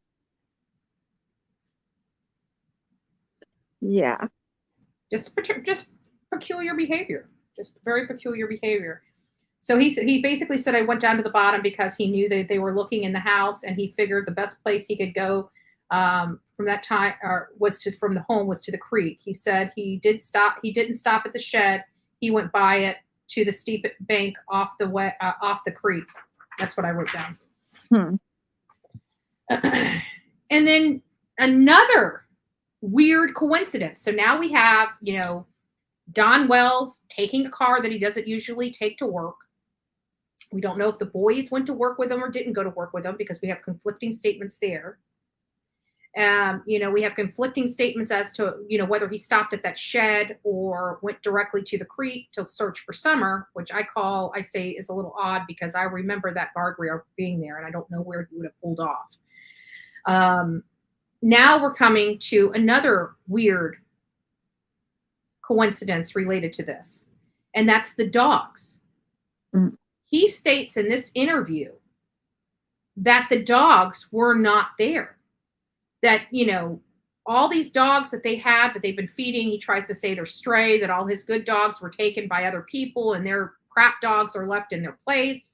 But that the dogs weren't there, which I find odd because every time I go to his property, prior to them relinquishing all their animals, those dogs, when they heard us pull up and heard door, they were there. Yeah. Yeah. Anytime he was on the phone with me, they were all running around. Like when he was walking around outside talking on the phone with me, they'd be all just running around there. Yeah. Mm-hmm. Yeah. And so I thought it was odd that this is the one day Summer disappears and none of the dogs are there. How does Don know that if he's at work? Good question. Let's listen to what he says. I didn't even. Good pickup. I didn't even get that, but that's perfect. Yeah. How would he know if he wasn't there? Yeah. June 15th, or you said they were gone for a few days. The day, about the time Summer had gone missing. Were all of the dogs around? Were some of the dogs around? And how many dogs did you have then? Yep. People drop off their stray dogs there all the time. And, we've had a few good dogs, of higher breed that people stole from us. And so we end up with a lot of stray dogs. And so we just take care of them. That's all we can do, the best of our ability. But sometimes they just run off and we don't see them for a couple of days. But at this particular day, they weren't up on the hill, but one or two of them come in, I think, if I remember right, eventually come in, but that was about it. So we don't know where they go or what they do, but we're not gonna. So there's the comment that he made about the dogs not being there, and it always made me wonder: did those dogs follow wherever Summer went? Because it seemed to me in that household that Summer Wells was the sweetest thing to all those animals at that property, and it just makes me wonder. They're not there; she's not there. Were those dogs where Summer may have been put? Well, I do question. Jody Sue says it's all about the dogs, and then Dawn says we used to have other higher breed of dogs. Well, this whole thing with the dogs just makes me laugh because it doesn't make sense. Again, how would you know if one or two come in if you weren't home? How'd you know none were there if you weren't home? Supposedly, Andy had some pit bulls that were living there. We ain't never seen no pit bulls. Did Dawn and Candace have pit bulls? So was there possibly a pit bull attack and something happened, and they couldn't report because of all of the abuse? I don't know, but I question, where are all the pit bull dogs? Because I didn't see any. I've never seen them. All the dogs that we went out there were Heinz 57s, cute as a button. I mean, don't get me wrong, cute as a button, but they all look like they were the same type of dog. Whatever bred they seemed like they were all, family dog. They were all part of the same family somehow. That's because they were breeders in every which way you can think of, but that's exactly what they do. They breed just like Candace. When Uncle met the day that Don was arrested, he sent us in footage there watching Don walk into the jail there when he got arrested, and Candace is out there selling puppies. Literally, we heard her. Wow. So it's just like they come and they steal our dogs, but everyone comes and then they drop off their dogs. So are they stealing your dogs or are they just leaving dogs? I don't know, but I do know. Why are you selling dogs if people are taking your dogs? It doesn't seem like you need to sell them. Yeah. So in my life, in my past, I know exactly well, he hated me to call it a flop house, but that's exactly what it was, a flop house. And when you got a lot of people in and out who are doing terrible things, there's like, as far back as I can remember, there's going to be 20 or more dogs. That is their way of alerting them that there's people, around. That's how they claim they're hyper vigilant. Well, yeah, but I've seen that. I'm sure you've seen it time and time again too, in cases of people, drug dealers for sure. And even worse, yeah, you're gonna see people with all of these dogs. Oh, I don't know, they're not my dogs, they're stray dogs. No, it's a junkyard tactic. I mean, come on. Yeah, absolutely. And also, I find it as their way of escaping responsibility for the condition of those dogs. They're not ours, right? So we're not doing anything wrong. They're not our dogs. We're actually, and they're trying to say we're actually feeding them, taking care of them. And it's like, why aren't you calling and turning them into animal services so you don't have to do that and they can go to a good home instead of sleeping out in the woods? To a friend of ours, that was out there for summer Wells Candlelight Vigil. Her name's Tammy, her sister Peggy. They hung out with me while I was out there, and they adopted 2 of the Wells dogs from the Humane Society. Oh, nice. Yeah. I'd want to ask Andy or Jody Sue to post a picture of your pit bull. Andy, do you still have that pit bull that resided at your house at that time? Can you post a picture with him? Like, I'm just I am a little curious in that. Right. And I'm not saying any like pit bulls are bad. I've had a pit bull. It's not that, but it is a lot of time in the owners of the pit bulls. Was there an attack because these dogs aren't being properly cared for, hungry, whatever. I don't know. But I've been lately hearing about these pit bulls that were around, and I don't recall ever seeing them. And I certainly don't know if they have those pit bulls today. If not, why? Where are they? What happened? People might not care about something like that, but I am curious because I'm hearing about it. Yeah. And not only that, but, pit bulls are a great dog to have, but they are particular. So, for example, if you're not feeding them enough food, they can get aggressive. If you chain them up all the time, no matter how well you feed them, if they are chained up all the time and aren't sociable with other animals, they will get vicious. These are the traits of pit bulls. That's why it's very important when you have a pit bull that they're socialized, that they're around other people. It not having to fight for food with 20 other dogs. Exactly. So, but yeah, that's great questions to Andy and Jody Sue Brown. That's great questions. What did you think about Don's statement as to why Grandis left? When this happened, Summer Wells disappeared. It was shortly after her disappearance that Grandis actually packed up everything and left. Yeah. From behind the scenes, I heard how Grandis talked to Don and Candace, and it was not nice. Cussing at them. Don would always tell me he hated them. She's controlling even on Candace. I honestly, from my experience, them two definitely don't control anything Grandis does or says. She's the boss. And you remember Don says she's the smartest one. It's almost like Don's kissing her ass. I never understood why, because privately he was like, F that B. And she, like not nice things to say, but publicly was kissing her butt and almost a little timid around her. Yeah. Well, listen, we're going to just take just a 2-minute break. Coffee break. So give me just a few moments. I'm just going to play some music. Everybody sit tight. We'll be back in 2 momentos. Sounds good. Just give me just a second, and I'm just going to put some music on.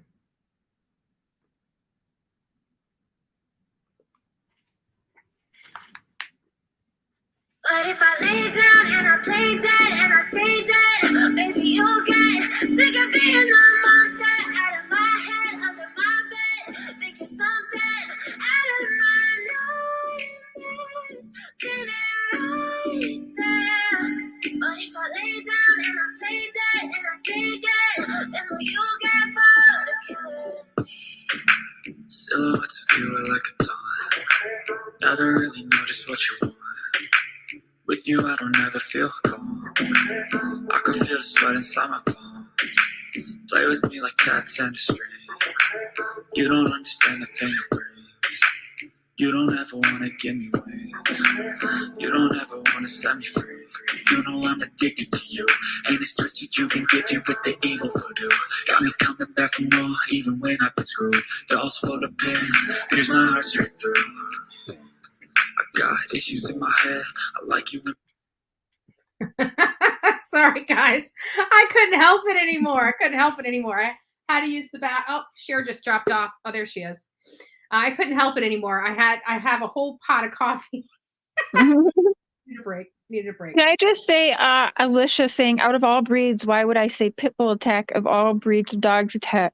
All breeds of dogs attack. I'm asking because they have recently been bringing up specifically certain pit bull. Jackie Dobbs even mentions it. Yeah. That there was a very aggressive pit bull living there at Jody Sue's. And that is news to me since Jackie Dobbs started talking. And then just replaying this right now, Dawn mentions other higher breeds of dogs. So yes, it does make me question that. All dog breeds attack. You're right. And I have nothing against pit bulls. I used to own one. So I love pit bulls. Yeah. There's nothing wrong with that. But to hear that there was an aggressive pit bull, specifically, they're living at Jody Sue's that went after Jackie Dobbs. And I mean, this is according to Jackie Dobbs, and we don't see a pit bull, and it's supposedly Andy's pit bull. I'm just asking, maybe can Andy post a picture of his pit bull? Does, you know what I'm saying? That's all. It's not against the pit bull breed at all. It's a relevant question. I mean, we are talking about a child that disappeared and has not returned in over a year. Didn't say no other breeds attack.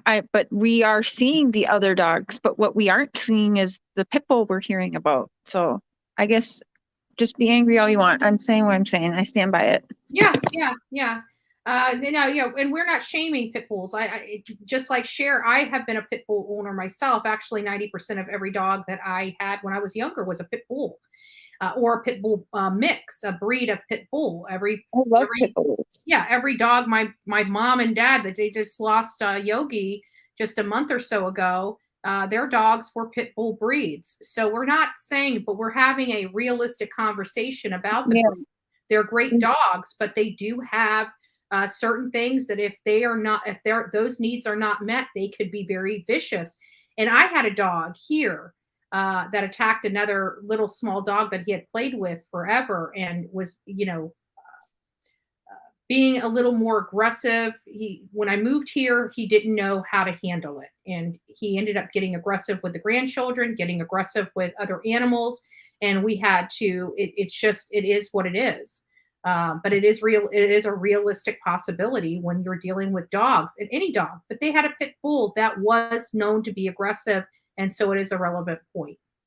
And Gabrielle says, ask Cher about the dogs Jody Sue buried. That's another reason I'm asking, can we see? Because we hear Jackie Dobbs saying there was an aggressive pit bull that he was scared of around this time, you guys. And then Jody Sue brings up burying dogs around that time, right before Summer goes missing or is reported missing. So yeah, it's just a question. It's unfortunate that that's the breed being said, but I'm very much, you guys know, I got my son's a Rottweiler. Like, I'm a Doberman Pinscher girl. I love all animals and dogs, especially the ones that are protectors, like a pit bull.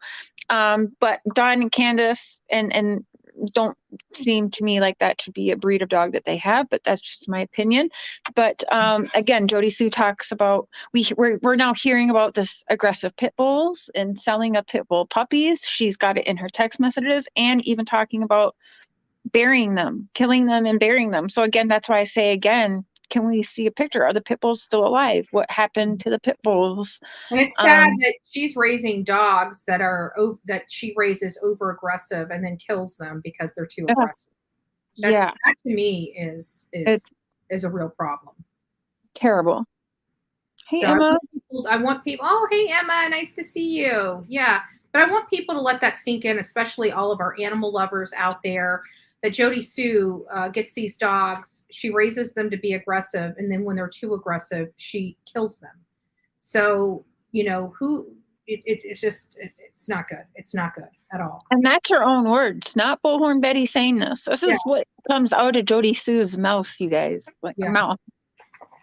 And that's just sad. So I also hear Dawn constantly slipping. You know, the last time we saw her referring to Summer, we've been watching that unfold for over a year. You know, we caught him early on in some of the first interviews talking about this but then he'll catch himself and say, you know, I wasn't here at the time she disappeared. And now that we're a year later, I kind of feel like as many times as he has slipped about the that it really kind of is painting the picture that he truly may have been home at the time Summer Wells disappeared. Yeah. With his voice, because I don't know if that's the same interview when I asked him, well, you claim you wanted to work late that day because you would be home alone. Like, why go home when I could just work? And I said, but you wouldn't be alone because you were with your boys, right? So, but it just doesn't make sense. When he says we, I always wondered, was it him and his boys? We turned here? Was it him and Candace? I don't know. Right. Mentions it a lot. Let's use the we a lot as if he's not alone, or he, you know, they saw Summer. He was there. He was physically there. And it's happened so many times that it, you know, I brought it up, you know, months back, and people would come and say, oh, it's just a slip of the tongue. I can't believe you're honing in on that. Da, da, da, da. But now we're a year later, and, you know, this is information that is now becoming majorly relevant, because was Don home? Was Don not home? Is this part of the plan where he left? I mean, Don B brought up a valid point. He showed the map of Washington County in conjunction with his Ben Hill Road. Was he just on the other side of Washington County to make that 911 call as he's rushing home? Was he not in Jonesboro? Was this all a plot, a plan for this call? You know? I don't know. And then there's one last thing, and then I'm going to open it up to questions. And I want people to hear this, because I think it's important that people hear the statement, because this has always bothered me. This has really, really always bothered me. And this is related to when you ask Don, what do you think should happen to the person responsible for Summer? And I've always found his response odd. I want people to listen, and then I'm going to ask you about your opinion, and I'm going to give mine on this. So,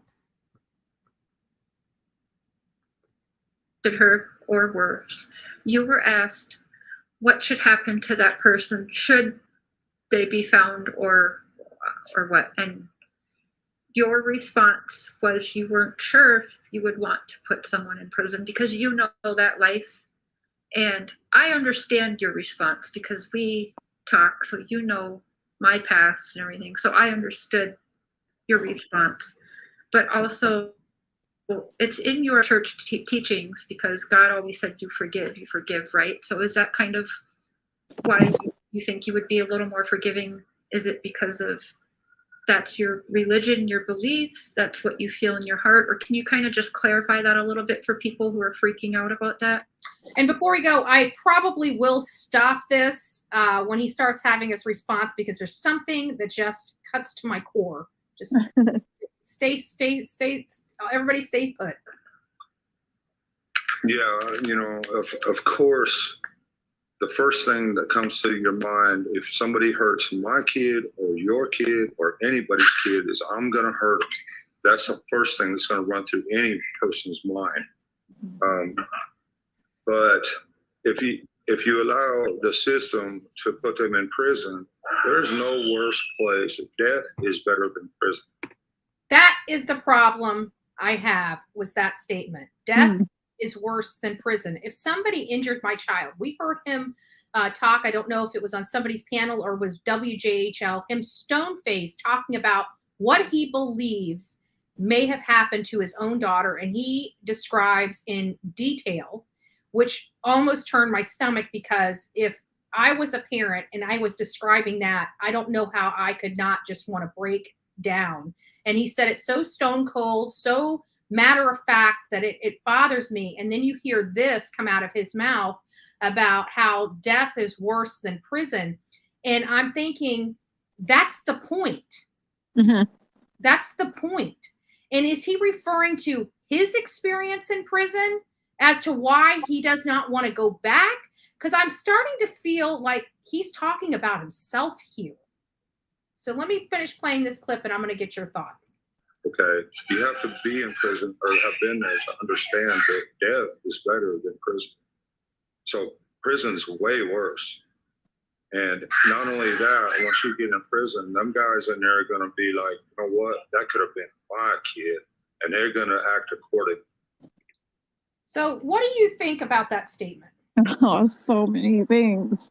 So at first I think, or did think, that, okay, he doesn't want Candace in prison. He knows what prison is like. He doesn't want his wife in there. So I think, I was thinking then, I remember thinking, telling Mark, like, I just really felt he was talking about Candace, because he would always tell me up and down, I'm institutionalized and blah, blah, blah. Okay, well, if that's the case, then maybe you would worry about your wife going to prison, because she'd be going to prison for harming children and they would act accordingly. She'd get her ass handed to her. But when he says that, listening back again. I didn't even think about Candace. Great perspective. Keep going.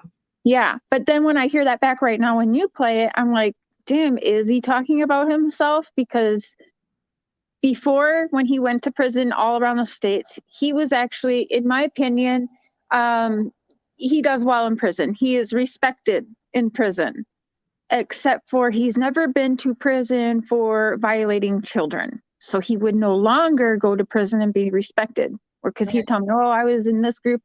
Like, he did well. I think he'd be okay in going to prison, but not for a child crime.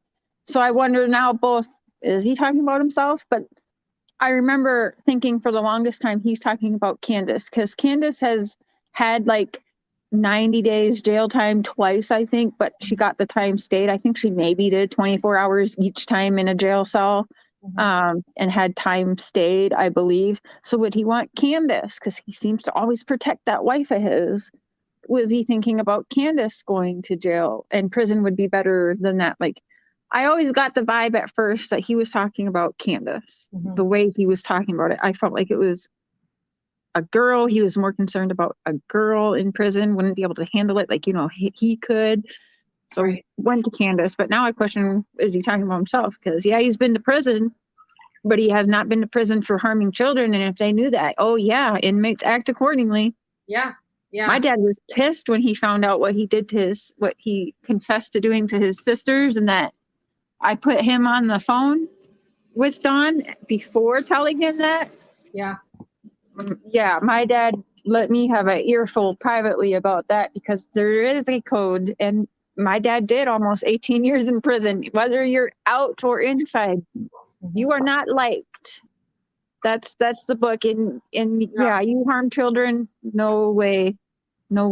Yeah, they don't play, because a lot of them are taken away from their children. And as despicable as their crimes may be in jail, they still love their family and they still love their children.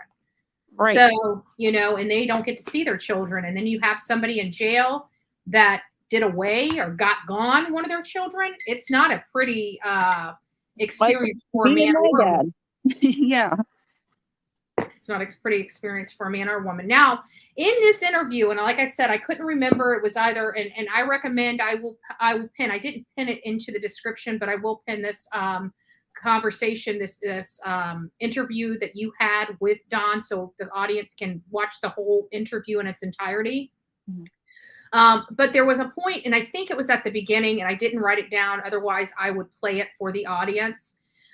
Where he said it was you, Mr. Cher, chasing truth, was sitting there, and one of the first things he said, and I remember you saying, because he's like, he said something to the effect, and maybe you remember this, about how, you know, what would anybody want with a kid?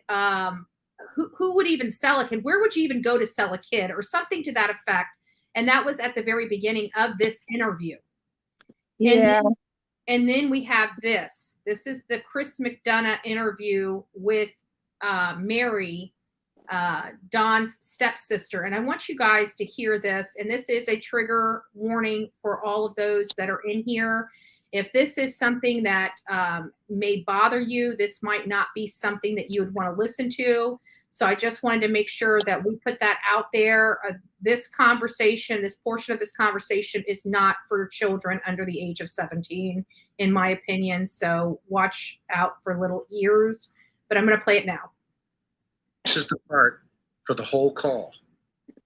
This is the part I think has the most relevance potential in Summer's case. Okay, I'm going to back it up here. I want everybody to listen to this very carefully, and then let's weigh in. Here we go. I've done what I did. I get that.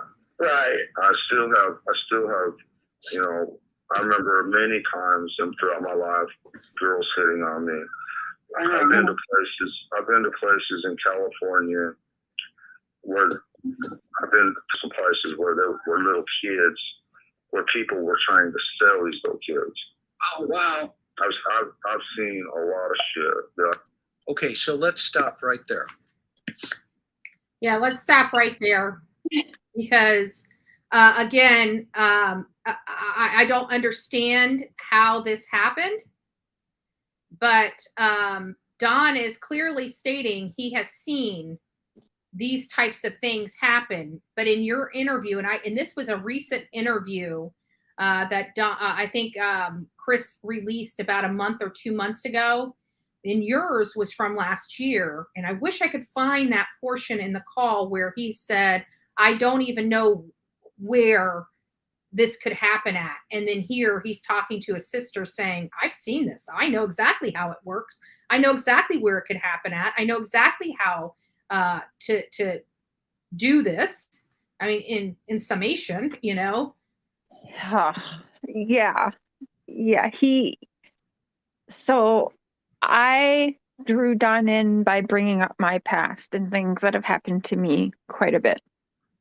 I know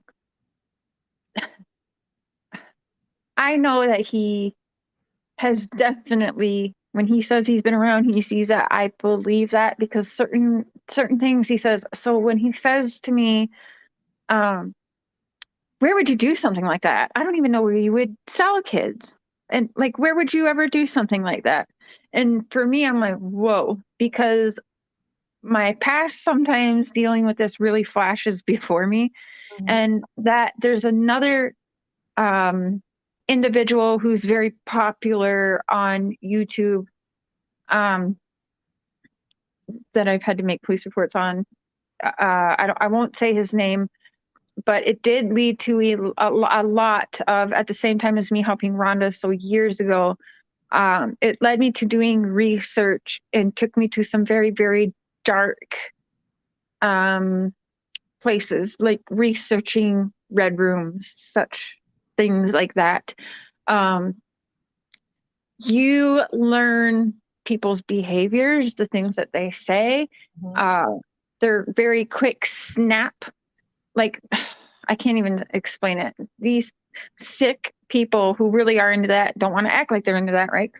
But Don says, where would you even go? What did he say? Something like, where would you even do something like that? Yeah. I don't know where you would do that. And right away I said, oh my God, like it to myself. I think I even looked at my husband and I thought to myself, who says that? Because why would you? No one says, I don't think about that. Like, so where would you even do that? Right there in his action behavior, people can call me nuts, but that solidified to me that he absolutely knew, if that makes sense, because that wasn't his reaction is one I've heard others. It was almost identical, mirrored many other people's I've researched in that have definitely charges for those things. It just is, nobody thinks that. You don't think, oh, where would you do something like that? Like, where could I? That doesn't come out of your mouth, because we don't want to know where these things happen. We don't want that in our head. We don't want a lot of people want to be blind to that and pretend like that doesn't even exist. Not, we're talking about my missing daughter and, we're talking about all these things. Where would you do something like that? It was just all weird. Yeah. I'm actually trying to look through the transcript to see if I can find right where he says that.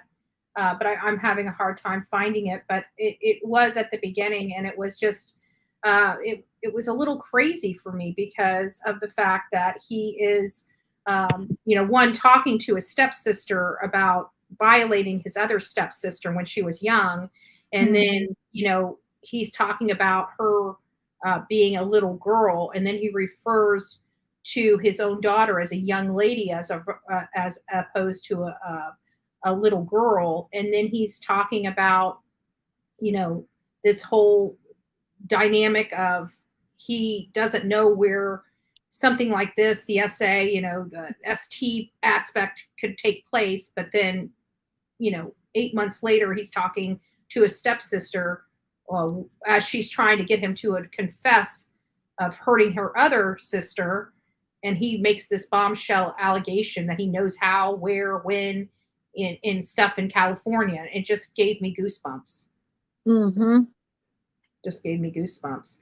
So what I'm going to do now, is there any other points that you, not necessarily with just this interview here, but other interviews that you've had with Don Wells that have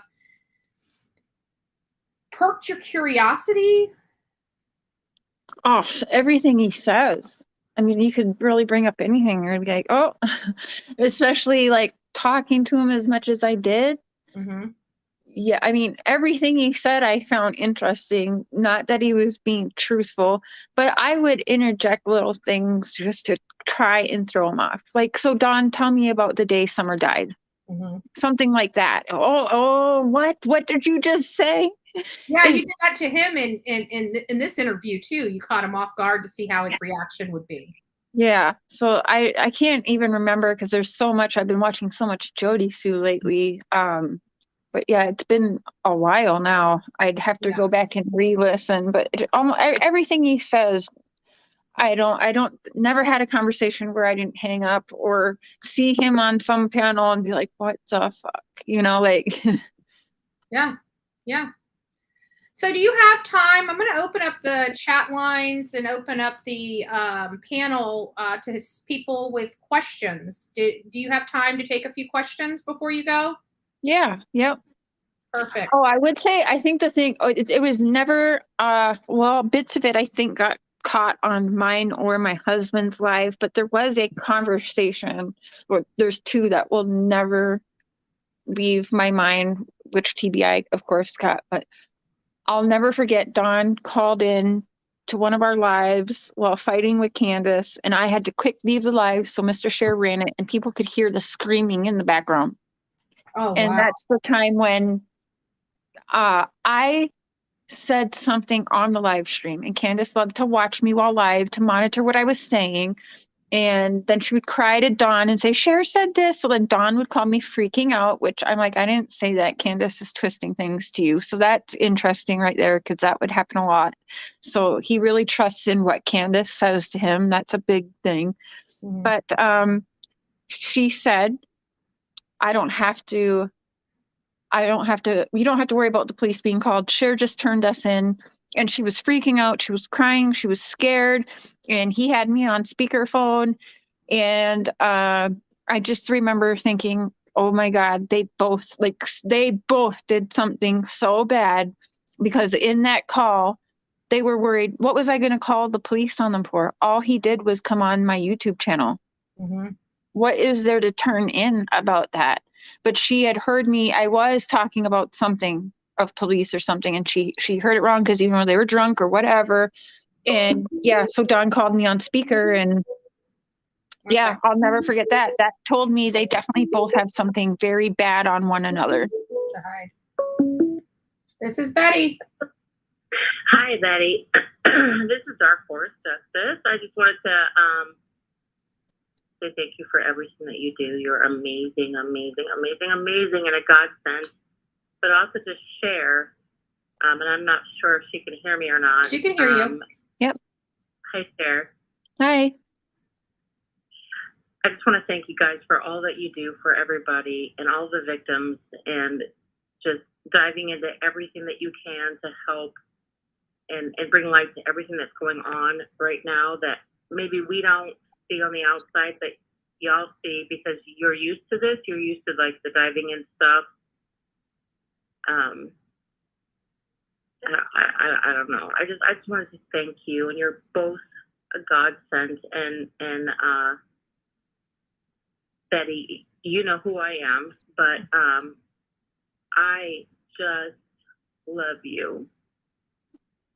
Well, we and appreciate everything that you have done for me and my family. I love you. You're very welcome. You're very welcome. And Cher, God bless you. Girl, you deal with so much crap. Oh, we all do. Welcome to the streets of YouTube. Yeah. You're just a good soul. You and your husband are just amazing souls. And I think that there's a real thing to Earth Angels. And I think that the people that are on YouTube that do this kind of stuff and can consistently take the criticism and the hate and everything that goes around it, y'all are just all amazing. And I just want to say thank you. Oh, you're thank welcome. you, thank you, thank you, thank you, thank you. Thank you. Both to you and to Betty and to Andrea and to Cher. You guys and your husband, you guys are just amazing souls. And just please don't stop. Just don't stop. Absolutely. Thank you. Thank you for your kind words. We appreciate it. All right. You guys have a wonderful and blessed day. You too. Take care. Bye-bye. Very good. Very good. Nice. That's nice words. We love hearing some kind words. We don't always hear the kind words out there. So Vetco says, the Sandman, what part do you think he really played? Please and thanks. Let me tell you, I can tell you for facts as of July 7th, I know Sandman was already in there. So I believe he was there from day one. I don't care what he says, but as early as July 7th, when I had my first interactions with Don Wells, he was there because my conversation with Don was exactly this. Whether you are guilty or innocent, that's not up to me to decide. I will get you a team of lawyers to help you because that's your right.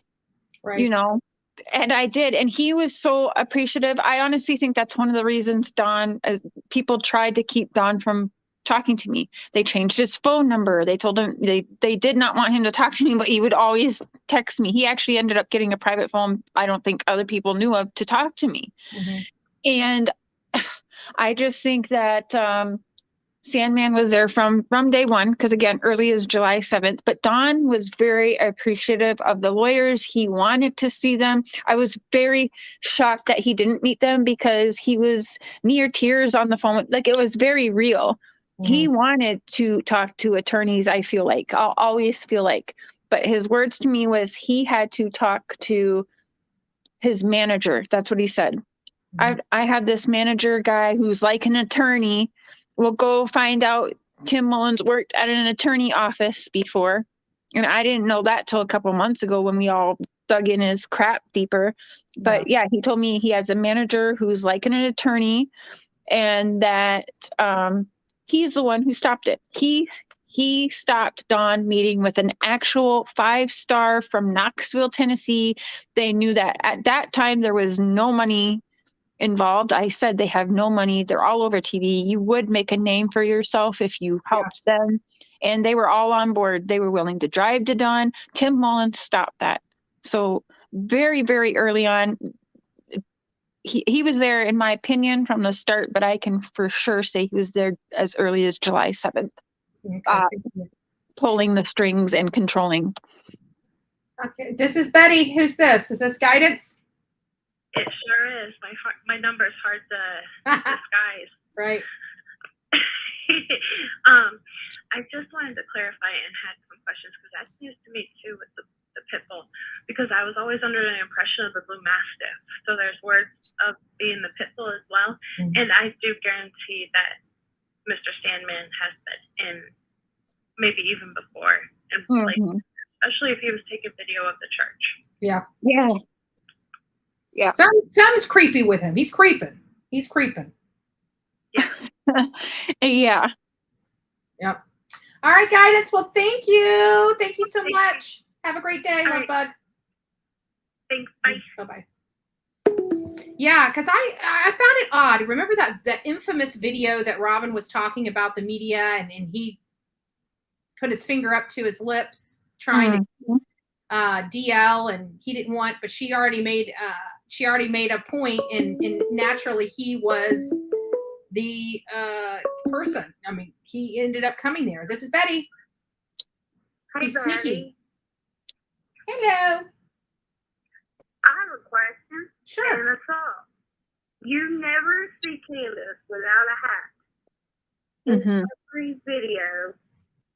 But in this milk jug video, she doesn't have a hat. Is it because it's hot? Is it because it's cold? You never see this woman without a hat. Good point. What do you think about the hat, Cher? Thank you for calling. All right. Thank you.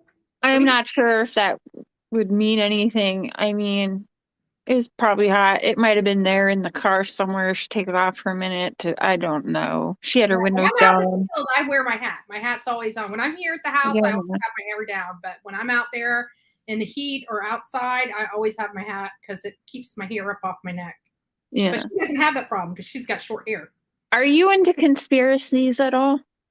I have a tendency of leaning towards some conspiracy theories. Yes. Yeah. So Don's actually told me that I have proof of it. We've conversated a lot where Don says the people who are supposed to help me, law enforcement included, this is just a conspiracy, but I can't talk about it, which always made me interested. But I asked that because the whole thing with when Tim was finally put on camera and shushing, I have a conspiracy that was all planned out too. Like he was meant to be shown that. Yeah. Anyway. For just to promote. Yeah. Inconspicuously. Signaling and all of that goes along with it. Yeah. Yeah. This is Betty. Hi, Betty. Thank you for taking my call. Absolutely. I have a question for Cher. Sure, she's listening. I have heard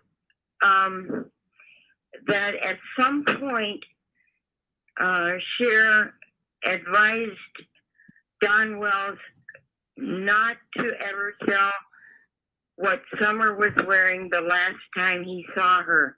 Yep. Is that true? Yes, it's true.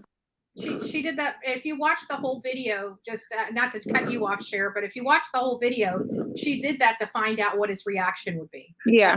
That's the way I got it whenever I watched her do that. Yeah. I did certain things. Yeah. I had to make him think that I'm his friend and I'm protecting him. And then at the same time, it's throwing him off of whatever narrative is going on, and we're going to get an honest reaction because he wasn't expecting something like that. So, yeah. That girl says the milk jug video. Let's see what she has to say here. She says the milk jug video. S wanted to hear that outfit on her first day at school. DW kindergarten orientation was April 2021. Wonder if that was when the video was taken. Who knows? Yeah, there's a lot that's been going on with these videos because we keep wondering or bouncing around, as we're looking at the timeline and the script. And it's like, we think we have it and then something else comes up and it just makes you question it. What do you think about do you think she was registered for school? Do you not? What do you think about this whole school thing in the video? Well, that's interesting too, because I made a community post on behalf of Don and Candace. It said, I personally saw within the school that she was registered. Everything's good. Everyone shut up. I made that community post for them. They thank me for doing that. Truth is, I never saw any of that. Mm-hmm. I even asked, well, is there screenshots? They'll want a screenshot. You can cover, whatever important information, but at this point, Don, we know Summer's whole name. We know where she lived. But is there something you can show me other than just me making a community post? No, there never was. But shortly after that, if you guys recall, there was a news article where I think the principal of the school came out and said she was all registered here and blah, blah, blah. So I thought that the timing of that was very, I thought it was very weird because of our conversation. And then when that happened, and there was a lot of that, there was a lot of me saying, Dawn, we need this or that. And I'm telling you, within 24 hours, something public was happening about what our conversations just were. Is wild. Yeah. Sorry about that. That was somebody that was on hold. I was waiting until I ended up hanging up. So yeah, it is wild. And but if the principal came out, I don't know if the principal would have a duty to lie unless, you know, and that's what I keep trying to tell everybody, you know, law enforcement doesn't have to be truthful with us. Right. So if law enforcement came out and said every single person there, you know, passed a polygraph, that doesn't necessarily mean every single person passed a polygraph. That just means that's what they want the public to hear. And I think that kind of goes in line with, and I actually experienced this. When you came into the chat this morning, one of the things you were talking about was media manipulation. And I saw that firsthand in the Gabby Petito case, the Brian Laundrie case, whenever we were out there, when they were trying to convince everybody that it was so swampy out there, they couldn't do a proper investigation. Now, mind you, Jonathan Lee Riches and myself were out there almost every single day, either together or separately, you know, coming into Northport and leaving Northport, where we stopped by Myakkahatchee Creek Environmental Park and Carlton Reserve every single day, twice a day, sometimes more, depending on if something was going on out there. And we trucked all through there, and never once were we not able by foot to get to wherever we were, including the area where Brian was eventually found. So, you know, that the media will tell the public whatever law enforcement wants them to tell. Yep. Yep, So, that's facts, because I've tried giving information to local news outlets that I think should have been out there. There's some things I think should still be out there. But you know, it's being handled by, I don't know, there's definitely handlers. That's all I can say. Yeah. The things that they're choosing to put out, I find very, I have a weird ride in this case. I'll just say that. I find a lot to be weird. It does make my conspiracy mind go off a lot. Yeah, but it also could be, you know, like you said, they can use the media, like Ronnie saying they passed polygraphs, everything is good. That's not even what I was told by the actual people. So why is like, you know what I'm saying? So I seen the different things being said on TV and by certain people than what I'm even being told. Like, why is Don telling me, yeah, he passed a lie detector? He did. He passed it first time. Candace did not. It took Candace 3 tries and like 9 days or 12 days before she passed. And Grandis took one too. And I believe he even said Grandis had to go back. So I'm not sure Grandis even passed her first one. And so this is what Don's telling me. There's a reason why Candace never wanted Dawn to talk. Dawn just wanted to talk. Did he say what we all wanted? No, but no.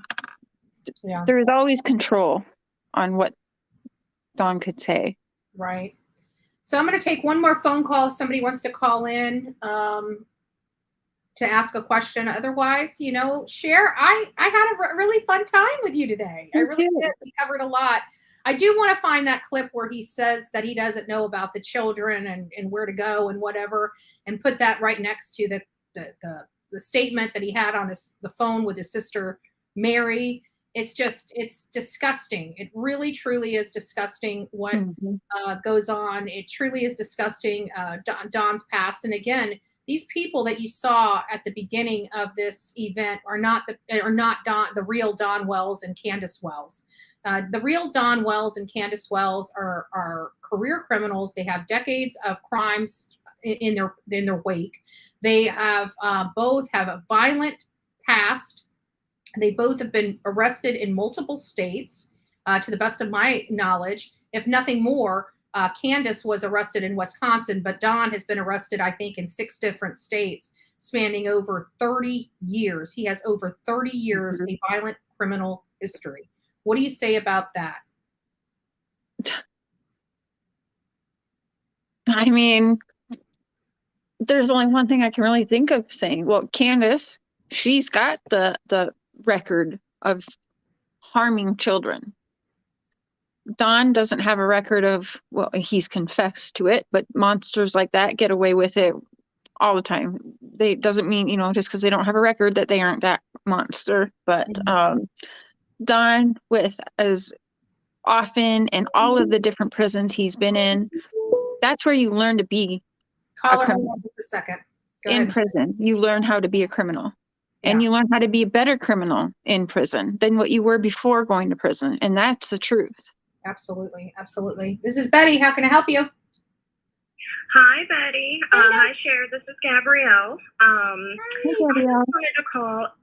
This might sound a little wacky, but I wanted to, and Cher might be more inclined to kind of agree with me on this or know where I'm coming from, but is it possible and or probable that this is what, that maybe perhaps what Reverend Donna suggested is true, and Candace might have information and she knows, and maybe she's not in jail now because she's giving that information or has given that information to law enforcement, and they're just maybe going after like people that are maybe at the head of these things as opposed to someone,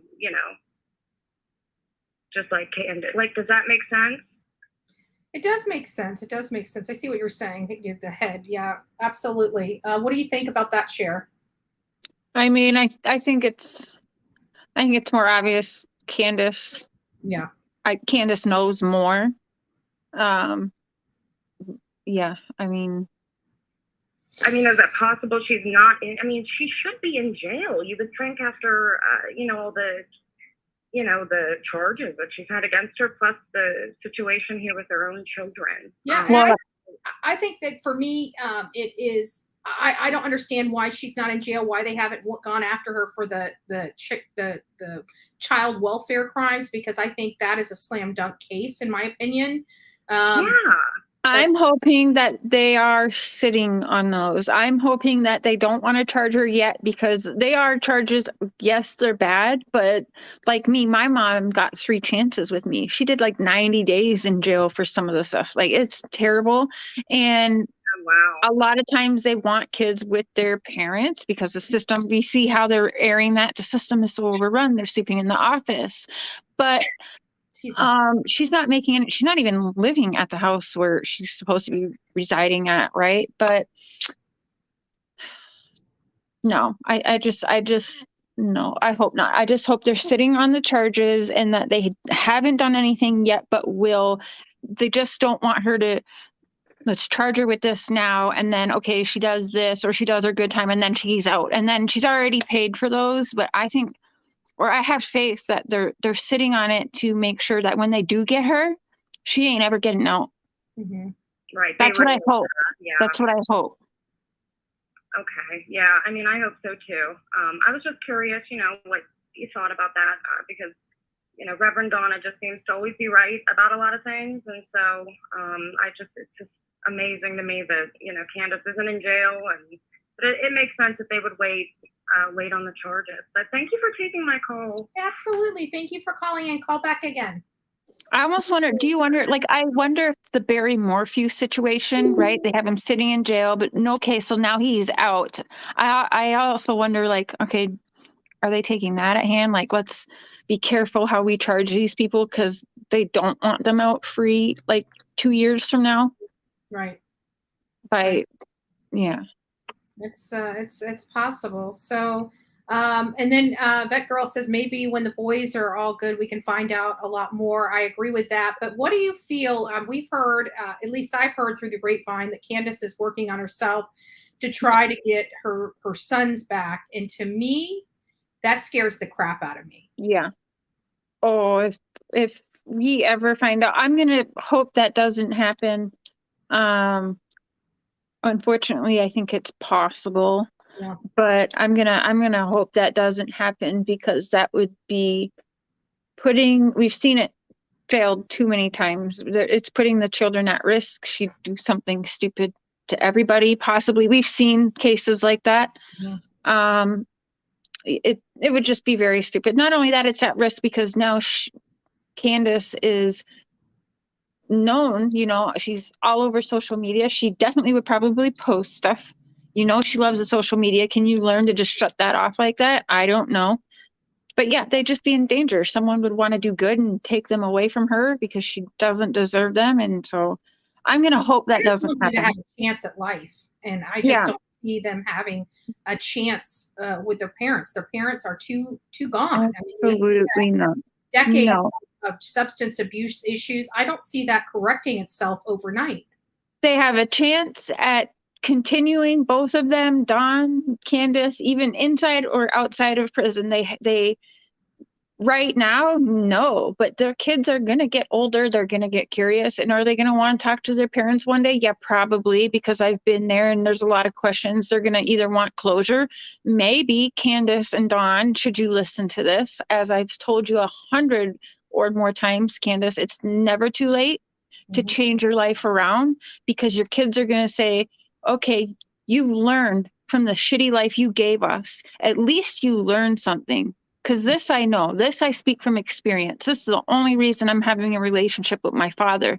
He's learned, he's doing something with his life, and he also cannot stop apologizing for the life I've lived. And if Candace and Dawn can at least show, okay, I fucked up. I was a horrible human. They were born into being horrible humans. It's a family circle. Right. That just never ended. But if they can, I'd like to hope that's not too late, because that would help the boys and Summer, if she comes home, to be able to have closure and do better in life. That will give them a reason and something to empower them to do well in life. It's something that I think they need, and something I'll always tell Candace, as much as she hates me, that it's not too late. If you care about your kids, you will turn your life around. I hope that's true, that she's doing that, but I still think she needs to be in prison and still doing that. Right. Yeah, I was kind of hopeful that she would, just let them go like she did her other kids. Her other kids are struggling. They didn't get a great life. They didn't get a great shake at life either, because of the environment that they grew up in. And I hope the best for the boys. And I think because it's been more exposed, they will have more wraparound services, that I hope, at least. But anyway, Cher, thank you so much for spending some time with me. It was great. I enjoyed it. I hope that we can do this again sometime in the near future. Yep, anytime. Like I said, just give me a 24-hour warning. And the time. Only had about 11. Yeah, and the start time. Give me a 24-hour warning and the start time. I'll do better, I promise. Thank you All so right, much. I had I fun. enjoyed it. Thank you. Bye. Bye. So there you guys have it. We had Cher, Listen to Voices Behind the Wall. If somebody could put her link in the chat, I'd greatly appreciate it. Again, just, anytime that we have to spend with other creators, get their perspective, I love it. And they're taking their time out of their day to bring their story to a different channel. So again, I'm just very appreciative of Cher and everything that she was able to bring to us today. Thank you for doing these great interviews. I would like to dive into them a little more, listen to them, break them down. We're a year later. Summer has been gone over a year, and we really want to, let me get this off real quick. Sorry about that. Let me get that off, because we don't have But, she's been gone for a year, and we don't know what happened to her. And so getting all this information, especially people that have spoke to these people firsthand, is always good as we look back and go through all the information that was out there for us. Remember, when this stuff happened, this stuff was moving quickly. We didn't get to pick apart all these little things. Some people did, but they weren't, there's some things that are now relevant that weren't relevant when these interviews took place, now that it's been a year later. So we definitely want to just, again, thank Cher and her time. Again, listen to Voices Behind the Wall. Great. She's got a lot of great interviews early on with Don Wells. If you have not had an opportunity to check those out, please go over to her page. Subscribe to her page and watch these interviews, and we can have a discussion on them, because there's a lot of great information in there that we can definitely get out. Also, I will be dropping some videos today. The videos, I know everybody's accustomed to me being live, but I do work hard on these videos. So if you guys can start watching those videos, I'd greatly appreciate it. Those are having low numbers on them, so we want to try to get those videos and those video numbers up. So if you find something that resonates with you, by all means, please share it, pass it around, post it in missing persons. If it's something relevant that you see that's important, that you think would be important to somebody else, don't forget to pass those videos out. So with that, guys, I just want to thank each and every one of you guys that came here and spent your Wednesday with us. Happy Hump Day. You are sliding into the weekend. We'll be back here earlier in the morning for Coffee Club. And I love you guys. God bless each and every one of you. And don't forget on your way out to please like this video. Don't forget to subscribe and share the content around. We are almost to 10,000. If you haven't subscribed to my channel, please go out there and subscribe. Help this channel continue to grow. We are helping other creators as well. And we're all doing this in the name and the love of these missing children. So please join us. Don't forget to check the bell. I love each and every one of you. Go make it a day. And don't forget to be fearless, folks.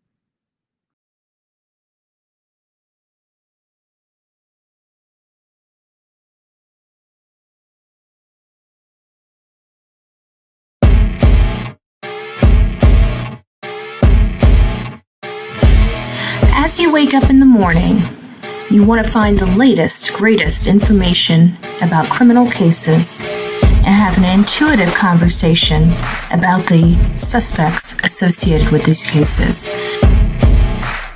Head over to the Bullhorn Betty channel on YouTube.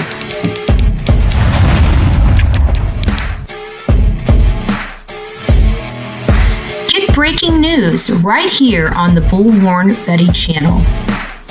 Welcome to the Bullhorn Betty Coffee Club. Enjoy your stay and enjoy your day.